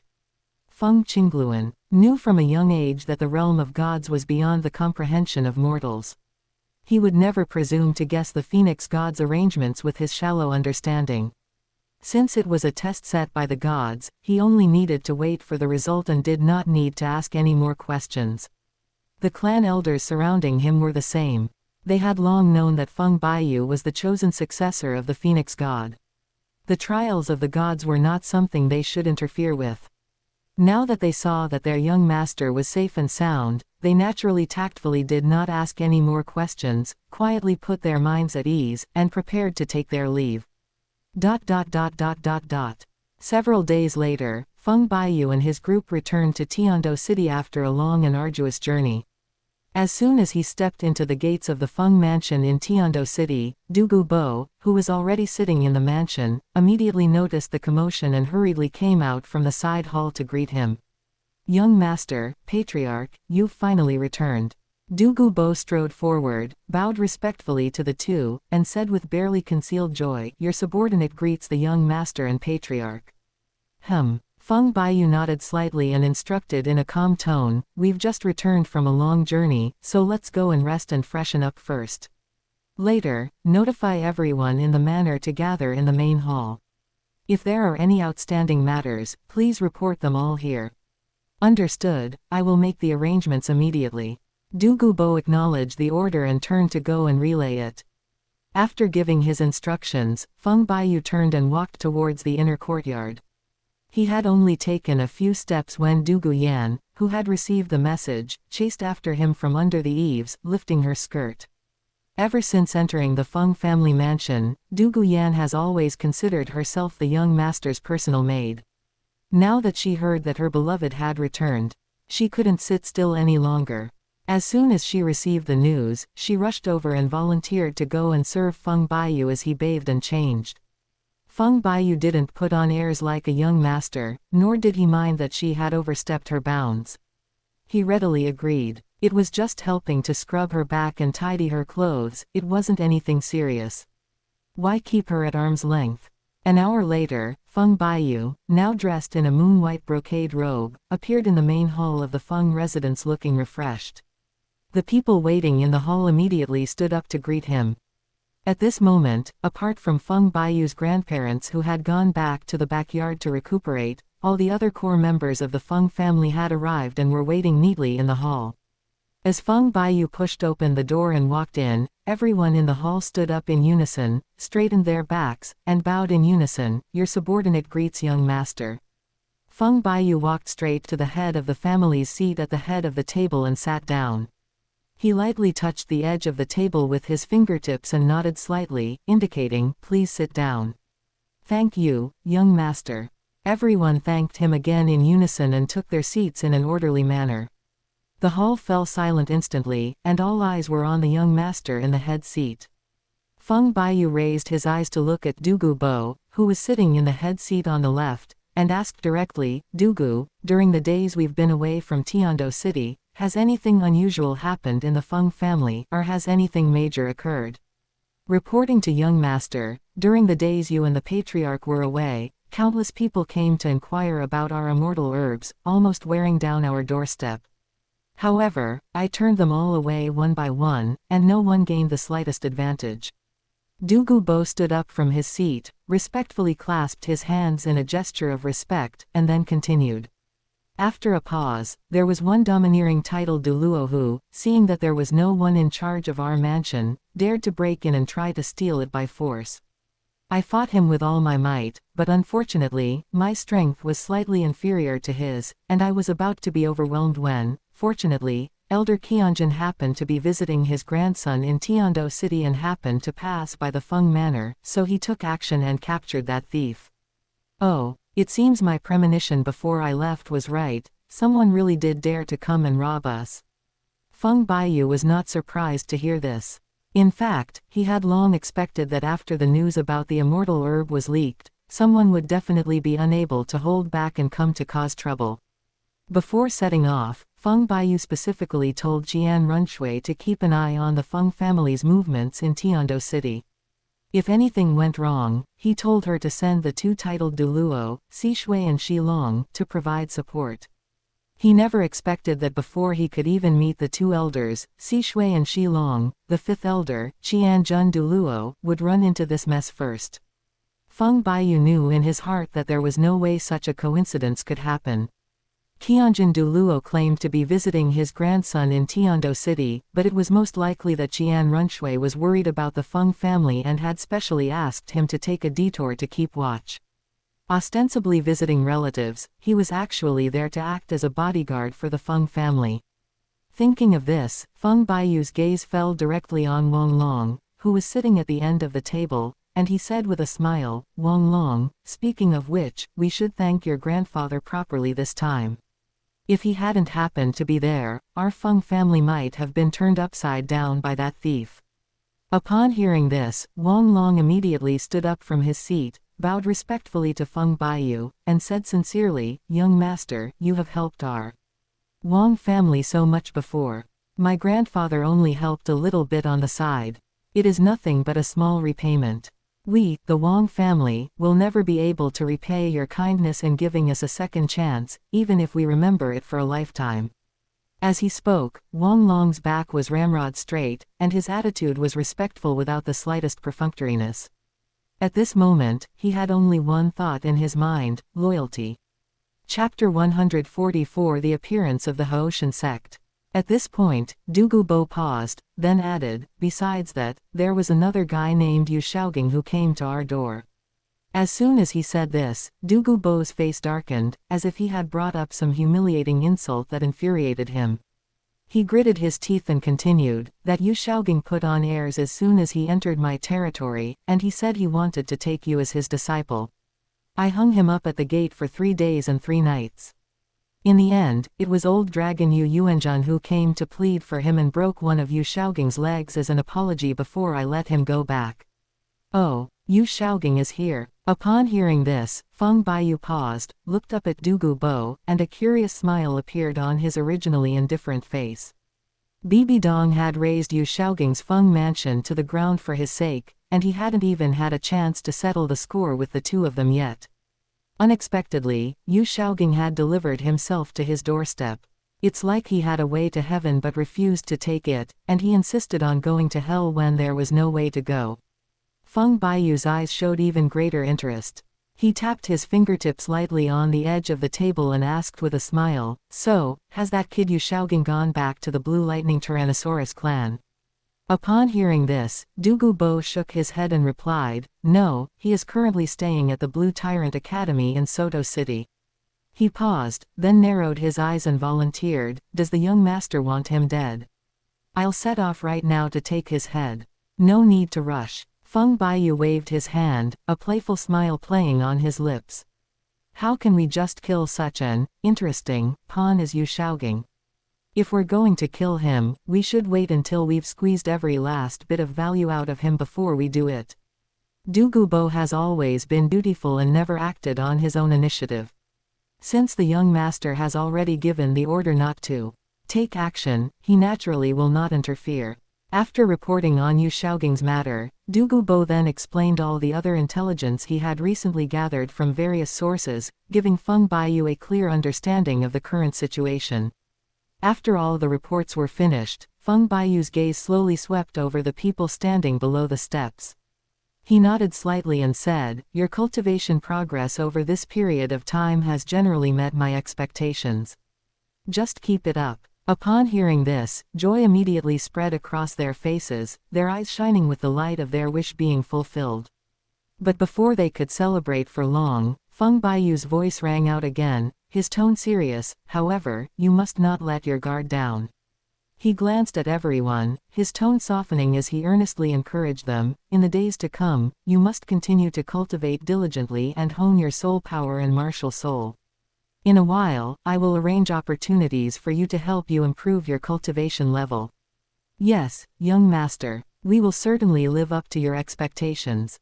The group bowed in unison, their voices firm and resolute. "Water Pipe, I'm leaving the task of supervising everyone's cultivation to you from now on." Feng Baiyu handed over the matter to Shui Duanliu, raised his chin to signal him to lead everyone away, and waited until only the two of them remained in the hall before turning to Douluo and asking, "Douluo, where are you locking up that arrogant titled Douluo who barged in before?" "Young master, I fed him a secret poison to seal his soul power. He's currently locked up tightly in an underground chamber." Douluo stepped forward and asked in a low voice, "Should I go and bring him over now?" "Go." Feng Baiyu nodded slightly, a hint of coldness flashing in his eyes. "I want to see who has the audacity to trespass on my territory." "Yes, sir." Douluo clasped his hands in response, turned around, and quickly retreated to pick up the prisoner. Before long, he returned to the main hall with the limp prisoner and threw him on the ground. Feng Baiyu looked up at the person on the ground and realized that Douluo's report was far too conservative. It wasn't just that he had been poisoned and his soul power sealed, the other person's limbs had already been broken and were twisted and contorted on his body, and he was barely clinging to life. Tang Wei, who had been slammed to the ground, spat out a mouthful of bloody saliva and hissed at Douluo, "Douluo, you dare to touch me? Let me go right now. Otherwise, my Haoshan sect will raze your Feng family to the ground." Feng Baiyu ignored his barking and secretly channeled his soul power to activate the hidden divine seal on his forehead. The open black lens bracket Fire Phoenix True Eye Close Black Lens bracket was instantly activated, and a faint golden light swept over the other party's body. The other party's identity and background were now clearly in his mind: Tang Wei, the current third elder of the Haoshan sect. "So you're a distinguished guest from the Rat clan." Feng Baiyu looked at Tang Wei, who was slumped on the ground, and spoke slowly, but the words were sharp and cutting. "Instead of staying in your rat hole, you actually dare to come to my territory and show off. You really have a lot of guts. You're courting death. How dare you insult my Haoshan sect?" Tang Wei roared furiously, his eyes bloodshot and his breath ragged. "I'll risk my old bones to tear you to pieces." Feng Baiyu remained calm throughout, paying no heed to Tang Wei's ravings. He simply turned to Douluo and calmly ordered, "Douluo, cut off his left leg."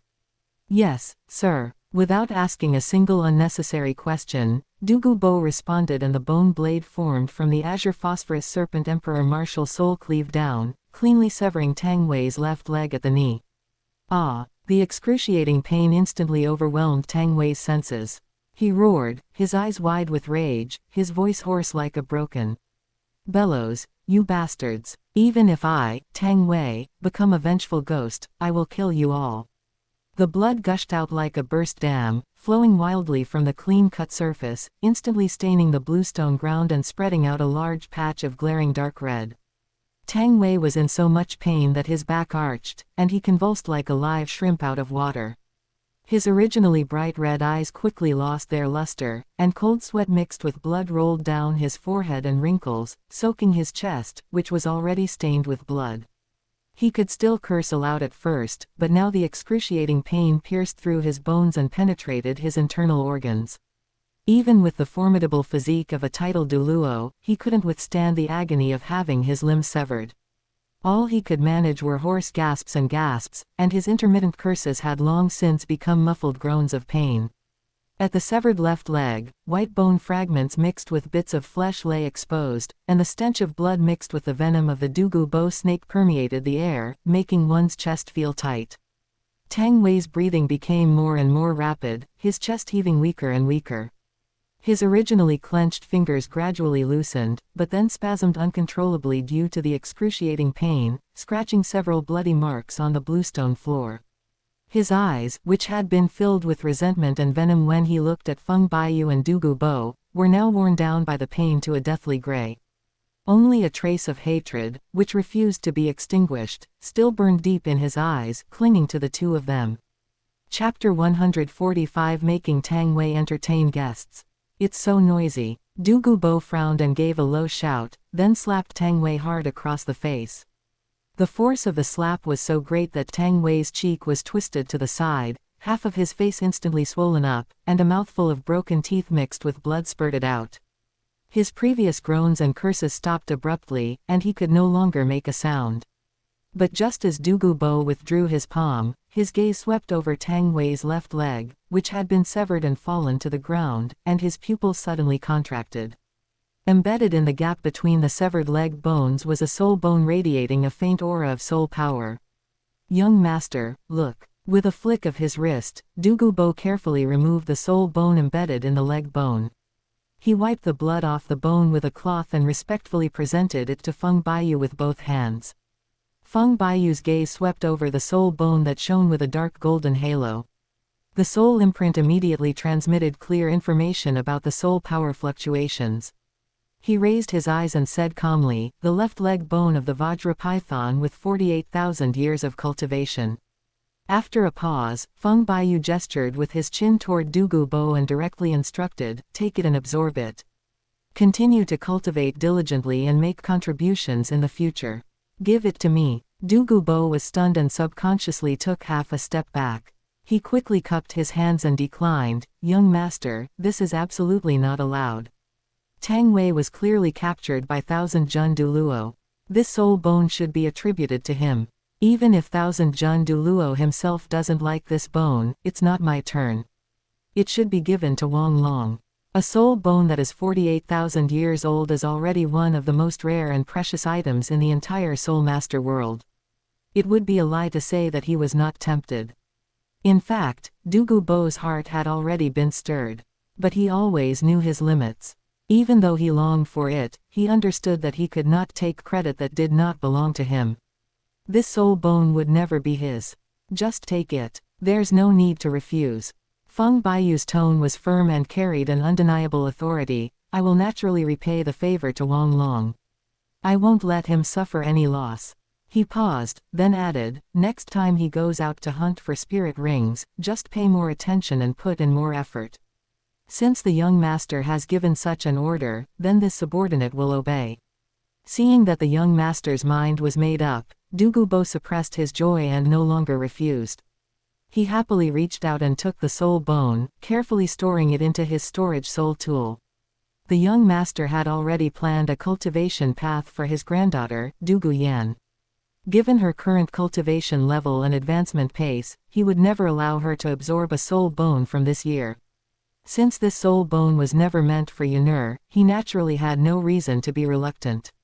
He might as well keep it himself, find a safe time to refine and absorb it, and when he tries to break through to the 9th soul ring in the future, he will have more confidence and the breakthrough will be more stable. Once you have completely absorbed and refined this soul bone, set off to find a suitable 9th soul ring for you. Feng Baiyu picked up the teacup beside him, took a sip, and slowly instructed, "In terms of compatibility, the Azure Phosphorus Serpent King soul ring with 100,000 years of cultivation is the most suitable for your martial soul. However, soul beasts of this level can probably only exist in the core area of the Star Do Great Forest at present. Your subordinate obeys. Douluo could not hide his excitement. He stood up straight and quickly accepted the order. After dealing with the soul bone matter, Feng Baiyu slowly turned his gaze back to Tang Wei, who was lying on the ground barely breathing, and said indifferently, as for this guy, go find a shop across from Yuexuan and rent it. It doesn't need to be too big, just enough for him to live in. Our titled Douluo from the Haoshan sect should get to work and receive customers. 2. To entertain guests. Douluo froze on the spot, his eyes widening slightly, his mind racing. Could it be the kind of escort service he was thinking of? That's right. Feng Baiyu tapped his fingertips lightly on the edge of the table, his tone as casual as if he were talking about the weather. The clear sky hammer is, after all, a universally recognized top-tier weapon spirit. How can we just watch it be lost? We have to let everyone in Heaven Do City see it, don't we? Douluo, go and spread the word to all the major families in Tiando City. Tell them that in 3 days, Tang Wei, the third elder of the Haoshan sect and a titled Douluo, will officially begin accepting clients. His fee is 9,999 gold soul coins per session, no cheating. Feng Baiyu directly set the price, and then added a requirement with a smirk, but let me make it clear beforehand, I only accept clients over 50 years old, the older and uglier the better. We can't let that old thing take advantage of us. No, no. Tang Wei, who had been muttering curses under his breath, tensed up the moment he heard Qingfeng Baiyu's words. His body, which had been limp from blood loss, suddenly stiffened. His rage was even more terrifying than when his leg had been broken. He forced out a hoarse roar, traitor, villain, rebel, if you have the guts, then kill me with one blow. Even though he had fallen from the titled Douluo realm, his identity as an elder of the Clear Sky sect was still etched in his bones. To make him abandon his dignity and stand on the streets of Heaven Do City, receiving guests, having everyone surround him and comment on his Clear Sky hammer, trampling the Clear Sky sect's face into the mud, was 1,000 times more painful than being killed with a single blow. Feng Baiyu remained calm throughout, not taking Tang Wei's hysterical rant to heart at all. He simply raised his chin and calmly ordered, "Take him away." "Yes, young master." Douluo stepped forward, picked up Tang Wei who was lying on the ground bleeding, and turned to walk out of the hall. He knew perfectly well that Tang Wei couldn't just give up on entertaining guests because he didn't want to. He'd just throw him into the house and force-feed him 2 ounces of strong aphrodisiac. He didn't believe that this old man, whose bones were almost broken, could withstand it. The fact that an elder of the Haoshan sect has been so humiliated in our hands should make those sects that are secretly plotting think twice before acting rashly. If anyone is foolish enough to insist on walking into the line of fire, they should first consider whether they will end up like Tang Wei, being captured by young Master Feng and forced to work as prostitutes on the streets of Tiando City, bringing shame upon their sect. After Douluo led Tang Wei out, the hall returned to silence. Feng Baiyu tapped the table lightly with his fingertips and slowly narrowed his eyes. Judging by the time, that little bastard should be awakening his martial soul by now. My mind has already quietly shifted to the next step of the plan. Tang San was insignificant to begin with. We could just find an excuse to bump into him and crush him with a flick of our wrist. He wasn't worth much effort at all. The ones we really need to carefully consider are Tang Hao, who is hiding in Notting City, and the 100,000-year-old soul beast, the soft bone rabbit. These two need to be dealt with properly and their accounts settled slowly. Feng Baiyu himself may not care about the soul ring and soul bone of that 100,000-year-old soft bone rabbit, but that doesn't mean his subordinates don't need them.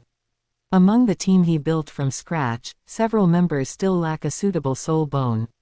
This 100,000-year-old soul bone, delivered to his doorstep, can fill the gap perfectly. Anyway, there's still a long way to go, we can take our time to plan.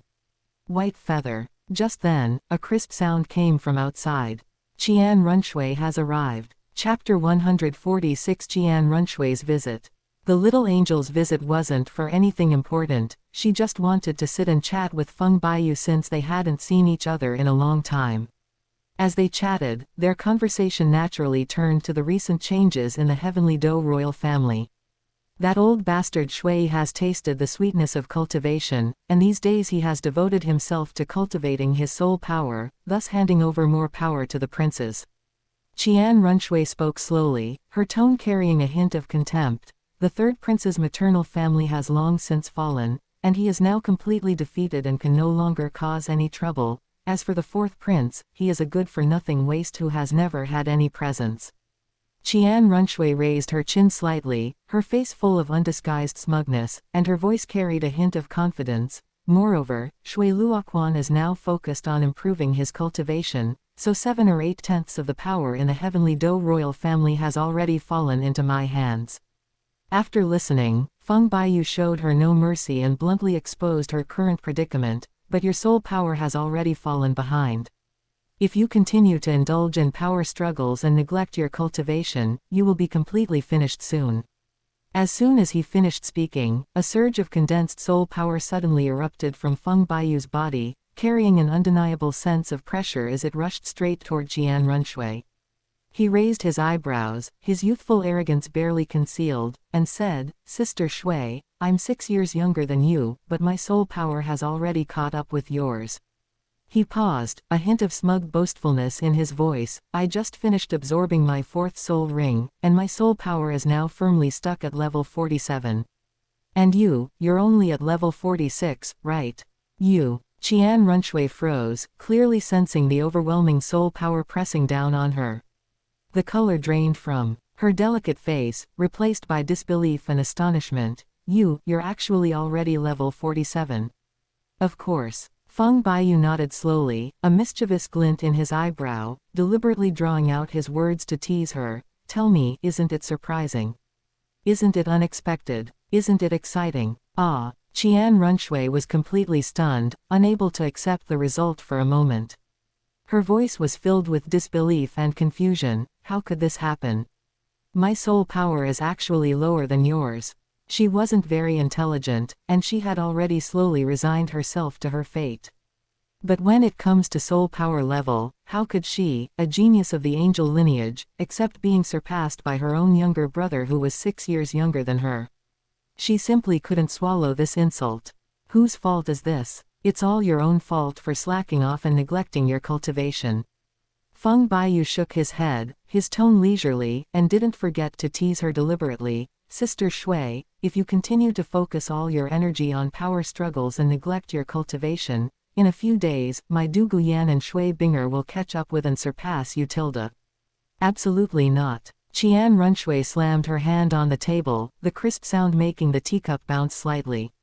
Her eyes were full of unyielding pride as she declared resolutely, "Little Bai, from today onwards, I will also focus on my cultivation and work hard to improve my soul power level." Being surpassed in soul power by Feng Baiyu, who is 6 years younger than her, was already enough to make her feel humiliated. If even her juniors, Du Guyan and Shui Binger, could surpass her, what would become of her reputation as the crown prince of Tiando? However, her ultimate attribute, martial soul, was inherently limited. Her speed was mediocre before level 30, and her cultivation speed was even slower from level 30 to 70. It would be no easy task for her to catch up with Feng Baiyu again. "That's more like it. You're full of energy and drive." Feng Baiyu looked at Qian Runshui's determined expression and couldn't help but smile and nod, his tone full of confident encouragement. "Sister Shui, since you have this determination, I believe it won't be long before you surpass me again." Little Bai, Qian Runshui's domineering aura vanished in an instant. She smiled, revealing 2 shallow dimples, and extended her fair and delicate right hand, her tone slightly coquettish and ingratiating. "Look, I'm about to start my arduous cultivation. How about you sponsor me some more cultivation resources?" "So you were after the immortal herb." Feng Baiyu saw right through her little scheme and refused without any hesitation. "Sister Shui, it's not that I'm stingy and unwilling to give it to you, it's just that the medicinal power of the previous one in your body hasn't been fully digested yet. Taking a new immortal herb at this time will only damage your foundation and will be completely harmful." Feng Baiyu paused, tapped the table lightly with his fingertips, and pondered for a moment before speaking. When you have steadily entered the Soul Emperor level and have completely integrated the medicinal power in your body, you should be able to try eating a new immortal herb. You still have to wait until you reach Soul Emperor. Upon hearing this, Qian Runshui's bright eyes dimmed instantly, and she couldn't help but slump her shoulders and sigh, I'm only level 46 now. If I really want to cultivate to Soul Emperor, it will take at least 5 years, right? By then, little white brother, you'll probably already be a soul saint, right? Looking at her wrinkled nose and droopy face, Feng Baiyu casually raised an eyebrow and uttered 4 words lightly, not that low. You. Qian Runshui was so angry at his words that her cheeks puffed up. Without saying a word, she took action and jumped onto Feng Baiyu. Her pink little fists were clenched tightly, and she punched his shoulder and chest with little force, just like a little kitten scratching someone. Feng Baiyu's strength was already far superior to Qian Runshui's, so her punches landed softly on her body, with a force so light that it was no different from a playful tickling. He swiftly raised his hand, gently grabbed Qian Runshui's wrist, and with a little force, pinned her down, rendering her unable to move. Actually, Feng Baiyu paused halfway through his sentence, his fingertips brushing against his chin, and slowly said, I think Sister Shuiye, you should absorb that angel set as soon as possible.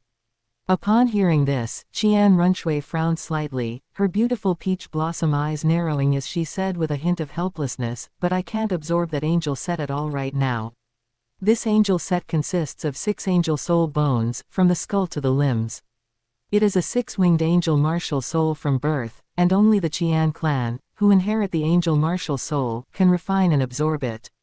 In particular, the last soul bone in the set requires the Soul Master's soul power to reach level 100 in order to withstand the terrifying power containing the inheritance of a godhood.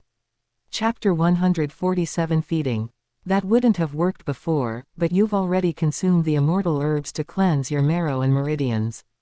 Feng Baiyu gently shook his head and explained with certainty, your body is completely different now. Apart from the last main torso bone that requires level 100 to absorb, you can refine and absorb the 4-limb soul bones right now. Really can it work?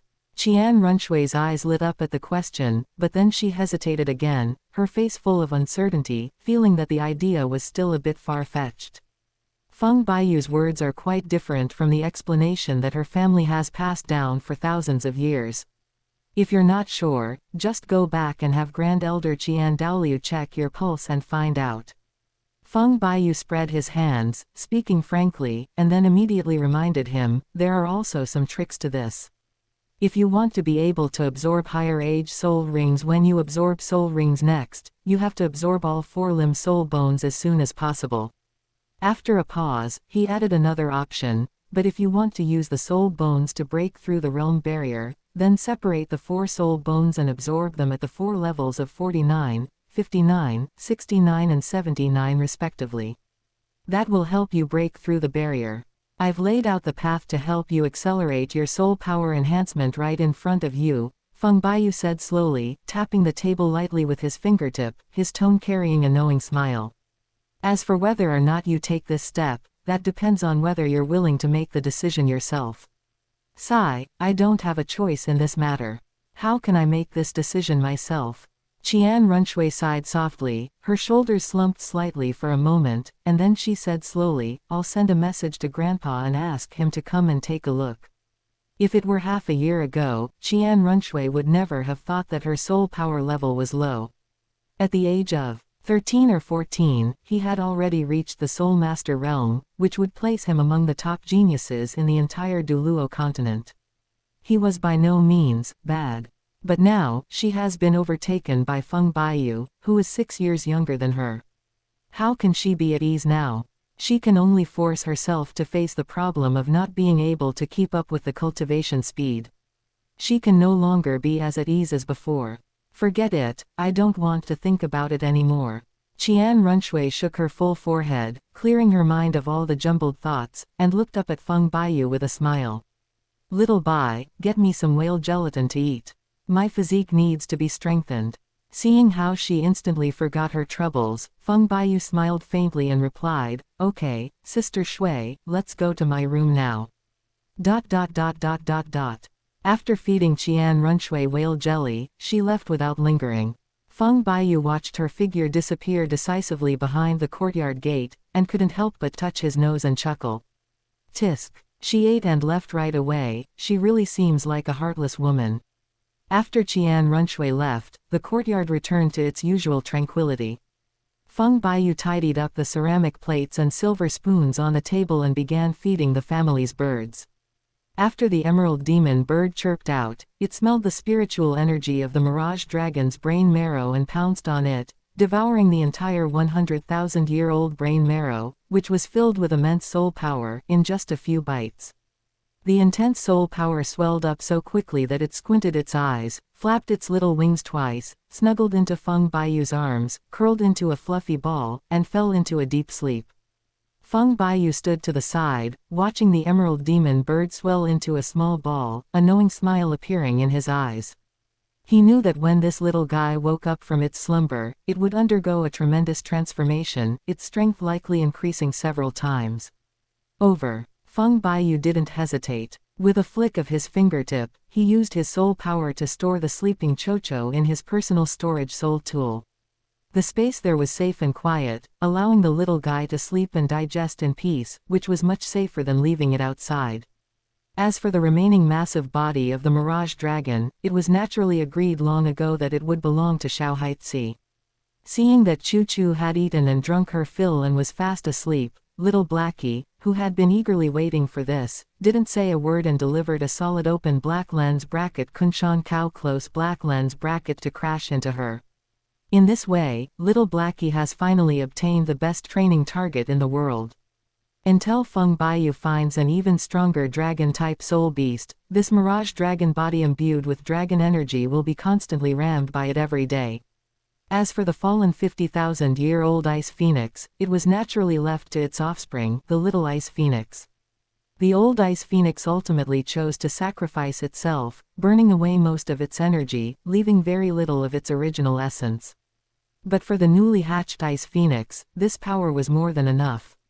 Nourished by the essence left behind by the old ice phoenix, the little guy will grow rapidly in no time and directly and steadily reach the level of a 5,000-year-old soul beast. Finally, it was Goo Goo Gaga's turn. This little guy was never picky about food. In fact, it didn't need to eat at all. It could directly draw free energy from the surrounding space to sustain itself. When it came over to snatch a bite of human food, it was purely out of curiosity and fun, just joining in the fun and getting a free meal. Feng Baiyu had been feeding these little guys for a long time and had figured out their temperaments. He enjoyed it and didn't find it troublesome at all. When the servants brought the prepared fresh fruits and pastries to the table, Gu Gaga couldn't wait any longer. It flapped its round wings and jumped onto the edge of the carved table. It tilted its head and stared at the osmanthus cake in the plate, wagging its tail. Its eager appearance made Feng Baiyu laugh out loud. Really, we're eating at the table. Looking at the quacking bird squatting on the table, scrambling for food, Feng Baiyu couldn't help but shake his head and laugh as he recalled how he had just brought these little guys home when they were all tiny little bundles of fur. In just 1 year, he exclaimed, I've actually become a full-time bird keeper. Feng Baiyu tapped the table with his fingertip, raised an eyebrow at Gu Gaga and smiled. Look at Choo Choo and that little ice phoenix, they're all growing at an astonishing rate. Don't fall behind, can you keep up with their pace? Gurgle tilde. Gu Gaga merely raised its head, lazily let out a sound of response, and then buried its furry head again, munching away on the honey cake in the plate, as if it had understood. That's true. Your natural rank is higher than theirs, so it doesn't matter if your cultivation level increases a little slower. Feng Baiyu smiled and reached out to gently rub the round, fluffy little head of the dog, speaking casually, anyway, when it really comes time to fight, it won't be your turn to go to the front line. Gurgle. The little guy finished the snack in front of him in a few bites, flapped his wings twice, and crawled straight into Feng Baiyu's clothes, found a comfortable spot against his warm chest, curled up, and lay down peacefully. To be honest, I picked up this habit from the emerald bird Chirp. Ever since Chirp hid in the coat of wind white feather to avoid the rain, Cuckoo Gaga has also fallen in love with this warm, little nest. Every time it finishes eating, it has to crawl in and rub against the grass for a while. Feng Baiyu didn't mind at all. Anyway, he wore loose clothes, so it wouldn't hurt to fit a round little guy inside. As long as the 4 little ones don't all squeeze in at once, there's still enough space, it's not much of a problem. Chapter 148. The advertisement is launched. Douluo was known for his swift and efficient work. In just a few hours, the news that Tang Wei of the Haoshan sect was going to openly receive guests in Tiando City had spread throughout the city, and everyone knew about it. He had already acquired the prime shop opposite Yuexuan, tidied it up, and made it perfect as a lodging for receiving guests. What? Has Douluo gone mad? How dare he do such a thing? How dare he? He's incredibly audacious. When the prominent figures of Tiando City heard this news, they were immediately in an uproar. Their faces were filled with disbelief, and their eyes almost popped out of their sockets. Douluo wasn't just leaving the Haoshan sect no room for maneuver, he was clearly crushing the Haoshan sect's century-long reputation on the ground. As soon as the news spread, how could the 3 major families, the Heavenly Doe royal family, the 7 treasure glazed tile school, and the Blue Lightning Tyrant Dragon clan, sit still? Each of them immediately dispatched trusted spies to investigate the truth of the matter at the shops opposite the Moon Pavilion. Once the information was confirmed to be true, the spies reported back. The leaders of the various families were stunned for a long time, unable to come to their senses, and then they were overjoyed.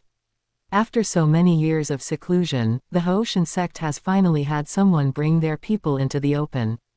Others may say that the Clear Sky sect has been hiding for so many years because it has backed down, but no one can erase the fact that the Clear Sky Hammer has indeed earned the title of the #1 weapon spirit in the world. Just those 4 words are enough to make all forces interested. It is often said that Tang Chen elevated the Clear Sky Hammer to a level that it did not belong to. However, even setting aside Tang Chen, a peak expert, there are only a handful of top-tier weapon spirits that can stand shoulder to shoulder with the Clear Sky Hammer, such as the 7-kill sword, the Panlong staff, and the light feather divine bow. However, the most fundamental difference between the two is that the Clear Sky Hammer can spread and form a stable clan inheritance within the Clear Sky sect, while the 7-kill sword is passed down only to the Chen family lineage. The Panlong staff only circulates among the direct descendants of the Qian Jiyu family, and the Guangling divine bow is extremely rare. These 3 have never been able to form a large-scale family martial spirit inheritance system, so they naturally cannot shake the position of the Clear Sky Hammer. It is precisely this top-tier martial soul quality that can be stably inherited that has allowed the Clear Sky Hammer to firmly hold the throne of the #1 weapon martial soul in the world, and to this day, no one can truly replace it. In fact, this is exactly the same situation as the Blue Lightning Tyrannosaurus clan and the 7 treasure glazed tile school. Throughout the entire Douluo continent, there are quite a few powerful martial souls that can rival these 3 top martial souls, but most of them cannot be stably mass-produced and passed down, so they ultimately cannot squeeze into the position of the top 3 sects. After the news spread, countless forces in Tiando City were already tempted. Now that they learned that Tang Wei, the titled Douluo of Haoshan sect, had come out to receive customers, women from all sides could not contain themselves and flocked to the shop. For them, whether or not they could personally test the power of the Clear Sky Hammer was not the most important thing. What they truly longed for was to take this opportunity to give birth to a descendant with the Clear Sky Hammer martial soul for their family. Please don't rush, everyone. 3 days from now is the official opening day for our Clear Sky sect titled Douluo Tang Wei to welcome guests.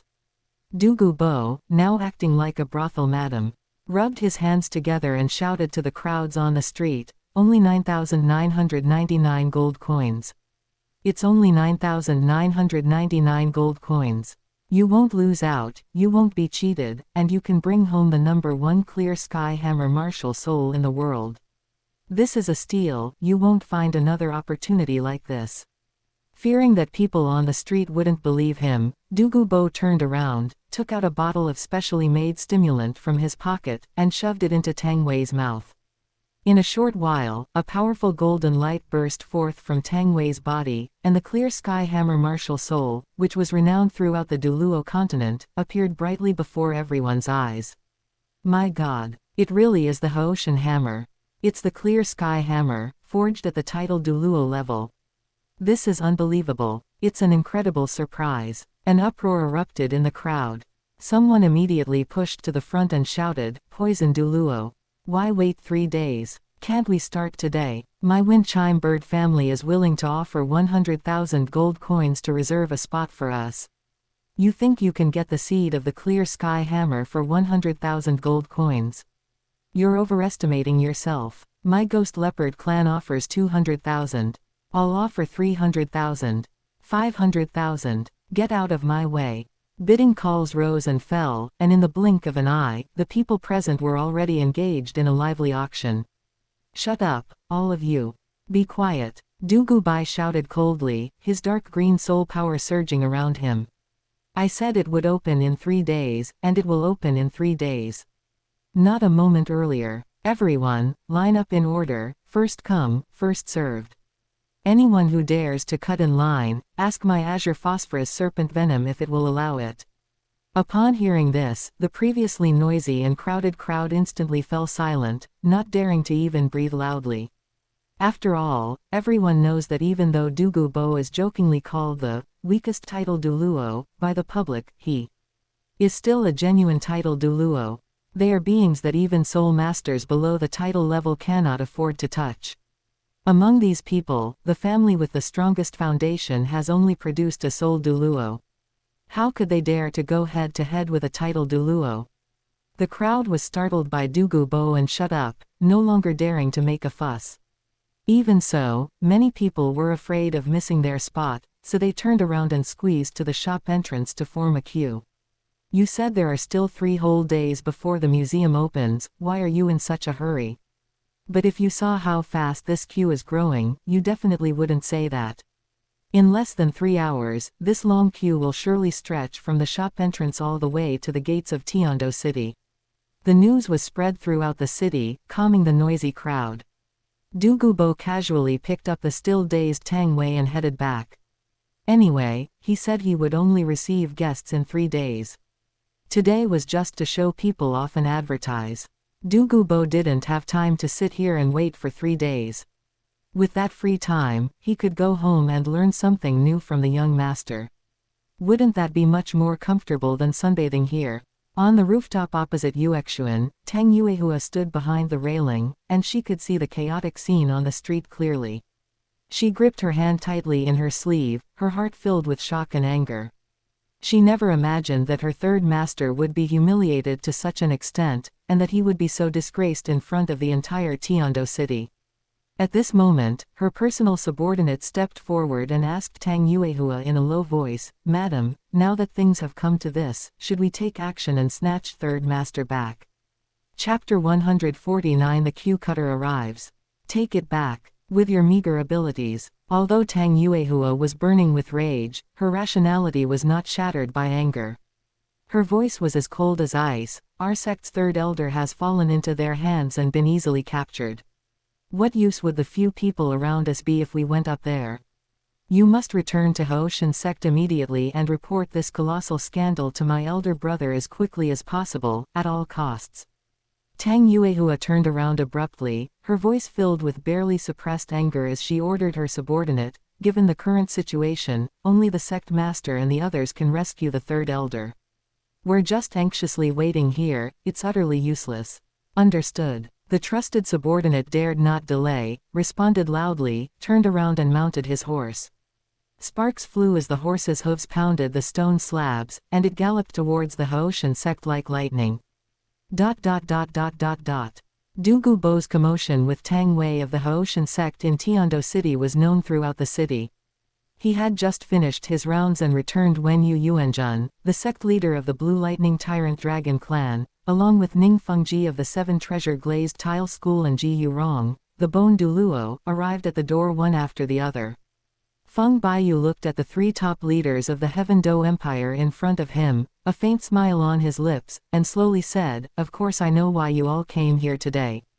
Aren't you all here for the clear sky hammer in Tang Wei's hands? Feng Baiyu paused, then lightly tapped the table with his fingertips.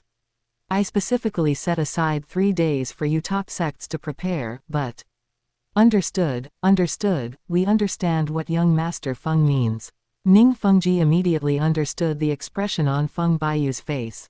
He took out a gold-plated crystal card from his storage soul tool, presented it with both hands, and said in a respectful and polite tone, "Young Master Feng, this gold card contains 500 million gold soul coins.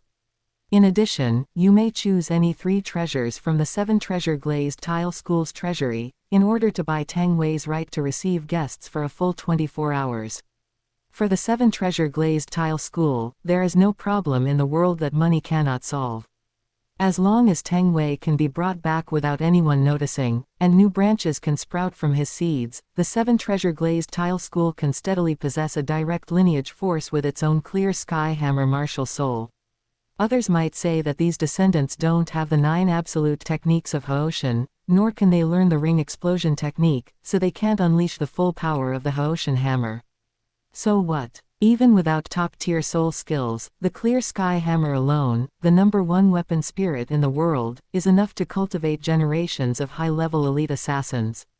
For the 7 treasure glazed tile school, this is already a huge and profitable deal.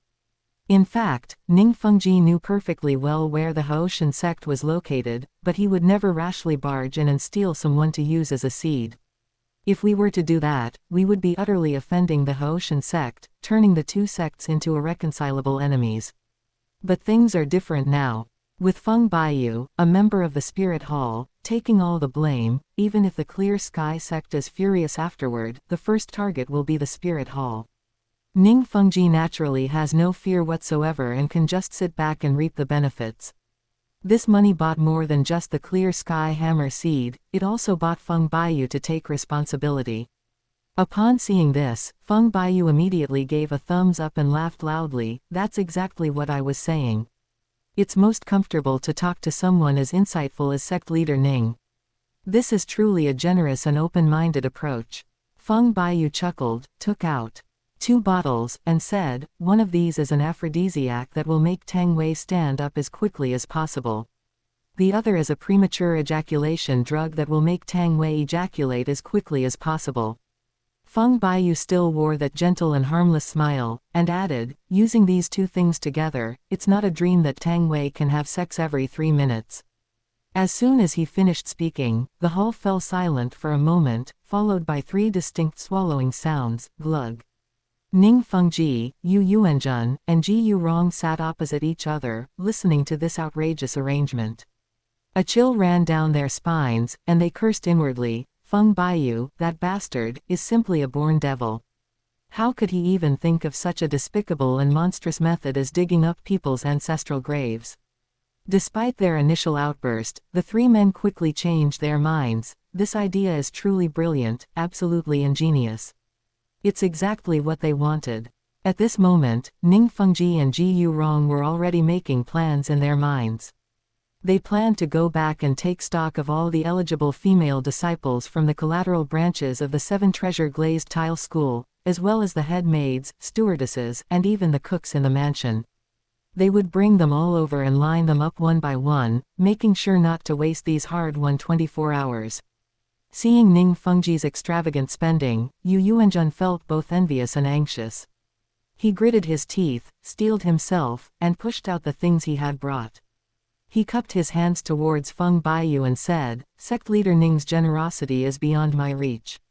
Young Master Feng, here is a gold card worth 200 million gold soul coins. In addition, the treasure vault of my Blue Lightning Tyrannosaurus clan is open to you. Please choose 5 treasures from our collection. We only ask that you leave the rest of Tang Wei's time to our Blue Lightning Tyrannosaurus clan." Unlike the 7 treasure glazed tile school, which urgently needs a top-tier offensive bloodline to expand its strength, the Blue Lightning Tyrannosaurus clan is itself one of the strongest offensive martial souls. What Yu Yuanjun sought was nothing more than to incorporate excellent Haoshan hammer bloodlines into the collateral branches or servants of his family, thereby improving the clan's heritage. Their needs were not as urgent as those of the 7 treasure glazed tile school, but with this opportunity before them, no one wanted to miss it. This was all the sincerity Yu Yuanjun could offer. If Feng Baiyu was still not satisfied, then he would have no choice but to follow those minor sects and obediently line up at the gate in 3 days. Ultimately, whether it will succeed depends on how long Tang Wei can hold out. In fact, Ning Fengji and Yu Yuanjun both knew perfectly well that Tang Wei was in Feng Baiyu's hands and it was uncertain whether he could live for 3 days. This was why they were in such a hurry to come to his door and didn't want to wait even a moment longer. If we were even a step too late, not only would we not be able to borrow sperm, but we would also be gone. This golden opportunity that was delivered to our doorstep would be completely missed. Deal, Feng Baiyu said calmly, accepting the offer from Yu Yuanjun without hesitation. He pointed to Tang Wei, who was unconscious in the side hall, and slowly said to Ning Fengji, "Sect Master Ning, Tang Wei is yours for the first 2 days. Remember to send him to Sect Master Yu at this time 2 days from now. Don't worry, young Master Feng, we've got it." Ning Fengji nodded respectfully and agreed, then secretly gave Ji Yurong a wink. Both of them knew perfectly well that this tremendous opportunity was right in front of them and could not be delayed even for a moment. The sooner you start making arrangements, the safer it will be. Every moment you delay could lead to unforeseen changes. Chapter 150 Waiting for a Rabbit to Fall into a Trap. Ji Yurong immediately understood and didn't dare to delay for a moment. He took a few steps forward, picked up the unconscious Tang Wei, greeted Ning Fengji, and then turned into a gray shadow, hurrying towards the 7 treasure glazed tile school. Once Ning Fengji and Ji Yurong's figures had completely disappeared outside the door, Feng Baiyu turned his head to look at the restless Yu Yuanjun and said slowly, "Sect Master Yu, I heard that your Gengzi said a few days ago that he wanted to take me as his disciple." Upon hearing this, Yu Yuanjun's heart skipped a beat, and a cold sweat broke out on his back. He quickly bowed and said, "Young Master Feng is joking. It was just that little beast talking nonsense out of ignorance. Please don't take it to heart." As he spoke, he couldn't help but curse Yu Shaoging in his heart. Recalling the rebellious and heaven-defying remarks that kid had made, Yu Yuanjun secretly regretted that he should have broken both of the kid's legs back then. It was too easy for that arrogant kid. "Young Master Feng, rest assured, I have already sent people to keep a close watch on Yu Shaoging." Yu Yuanjun patted his chest and assured him, "If that kid dares to gossip and utter a single word of nonsense again, I will personally pull out his tongue. If he dares to show his face in front of you, I will break all 4 of his limbs and never let him offend your eyes." "That's too much, Sect Master Yu. Your words are too harsh. It really doesn't have to be this serious." Feng Baiyu smiled and waved his hand after hearing these harsh words. Yu Shaoging is, after all, a member of the Blue Lightning Tyrannosaurus clan and Sect Master Yu's own son. There's no need to push him to such an extreme. At this point, Feng Baiyu's smile slowly faded, and his expression gradually turned cold. He looked up at Yu Yuanjun, his tone as cold as ice. "However, there is something I must say beforehand. If Yu Shaoging really comes to me one day, I ask Sect Master Yu not to stop me from doing what I do." Yu Yuanjun turned and left, his steps slow but steady. His back stood straight in the elongated shadows, his eyes burning with an unyielding determination. It was the resolve to make a do-or-die decision, to keep a close eye on Gengzi this time. Just as his figure disappeared at the end of the road, 2 figures emerged from within. It was Feng Qingluan and Zan Ying. At this moment, Zan Ying had completely absorbed the 100,000-year-old torso bone. His soul power surged along his meridians, becoming increasingly turbulent. His aura had risen significantly, and his strength had steadily increased to a new level. Now that Zan Ying possesses a 100,000-year-old torso bone, even though he has only just entered the titled Douluo realm, he would have no problem facing Yu Yuanjun, a veteran titled Douluo, head-on. Zan Ying glanced sideways at Feng Baiyu, a nonchalant smile playing on his lips, and asked, "What, are you planning to make a move against that Gengzi?" She shrugged, her tone light and boastful, as if she were taking credit. "Baiyu, leave this to me. I guarantee I'll handle it cleanly and efficiently, without a single word leaking out." As a renowned female powerhouse in the spirit hall, Zhan Ying had a close personal relationship with Bibi Dong in her early years, and she knew more about the past entanglements between Bibi Dong and Yu Shaogang than anyone else. From the bottom of his heart, Zhan Ying despised Yu Shaogang's hypocritical and sanctimonious demeanor. Now that she has married into the Feng family, and now that she has the opportunity to get rid of this guy herself, she naturally won't be polite in the slightest. How can that be? Feng Baiyu immediately refused, his tone carrying a hint of ruthlessness that left no room for argument. That little beast Yu Shaogang must be crippled by my own hands, bit by bit. Only by doing so can I repay Bibi Dong's kindness to me back then. When Zhan Ying heard him speak so definitively, he knew that this man's mind was already made up, leaving no room for negotiation.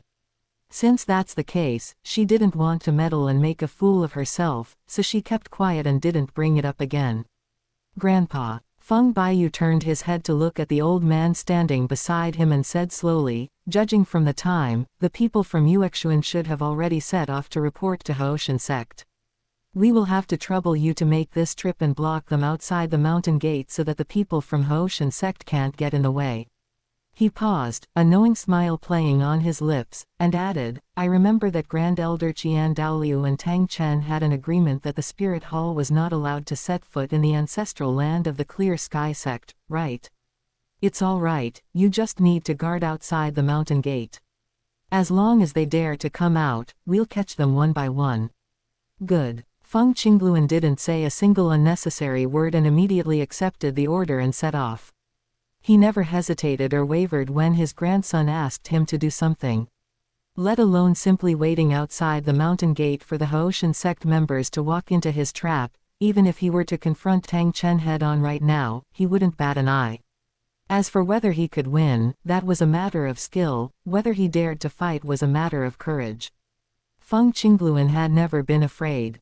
Moreover, the Feng family already has Zhan Ying in charge, and Du Gubo is also there to provide support. Ordinary people simply don't have the guts or the ability to break in and make a move. It is especially worth mentioning Feng Baiyu. He is only at the Soul Sect realm, but his true strength is already comparable to that of an ordinary title Douluo. Even if these two powerful figures are not guarding the mansion, leaving him alone in the mansion will not cause any problems. Feng Qingluan gave Feng Baiyu and Zhan Ying a slight bow in greeting, then turned and flew towards the direction of Haoshan sect. Since we are going to wait at the mountain gate for the Haoshan sect members to walk into our trap, we must make thorough preparations in advance and not give them any chance to escape. He is a titled Douluo of level 98. Now that Tang Chen has disappeared and the Haoshan sect is leaderless, let alone just blocking the gate to catch a few escapees, even taking over the entire Haoshan sect would be a piece of cake. Hateful. That's absolutely outrageous. Yu Shaogang slumped to the cold ground, looking at his legs that were hanging down and completely numb. The grief and indignation in his chest felt like it was burning through his bones, making it hard for him to breathe. He couldn't understand it until his death. How could his own father, Yu Yuanjun, be so cruel to him? Not content with breaking one of his legs before, they've now crippled his other leg. Not only did they cripple his legs, but before leaving, they also made a harsh statement, forbidding him from ever stepping out of the sect again to find Feng Baiyu, even if it meant his death. On what grounds? On what grounds is all this? Feng Baiyu's martial soul is a rare external martial soul. If I take him as my disciple, it will prove my theory. Without my personal guidance, what kind of achievements can a mere kid like him make? Even with both legs broken and paralyzed on the ground, unable to move, Yu Shaogang was still indulging in unrealistic daydreams. He was obsessed with taking Feng Baiyu as his disciple, determined to solidify his title as a theoretical master, and prove to everyone that he was right.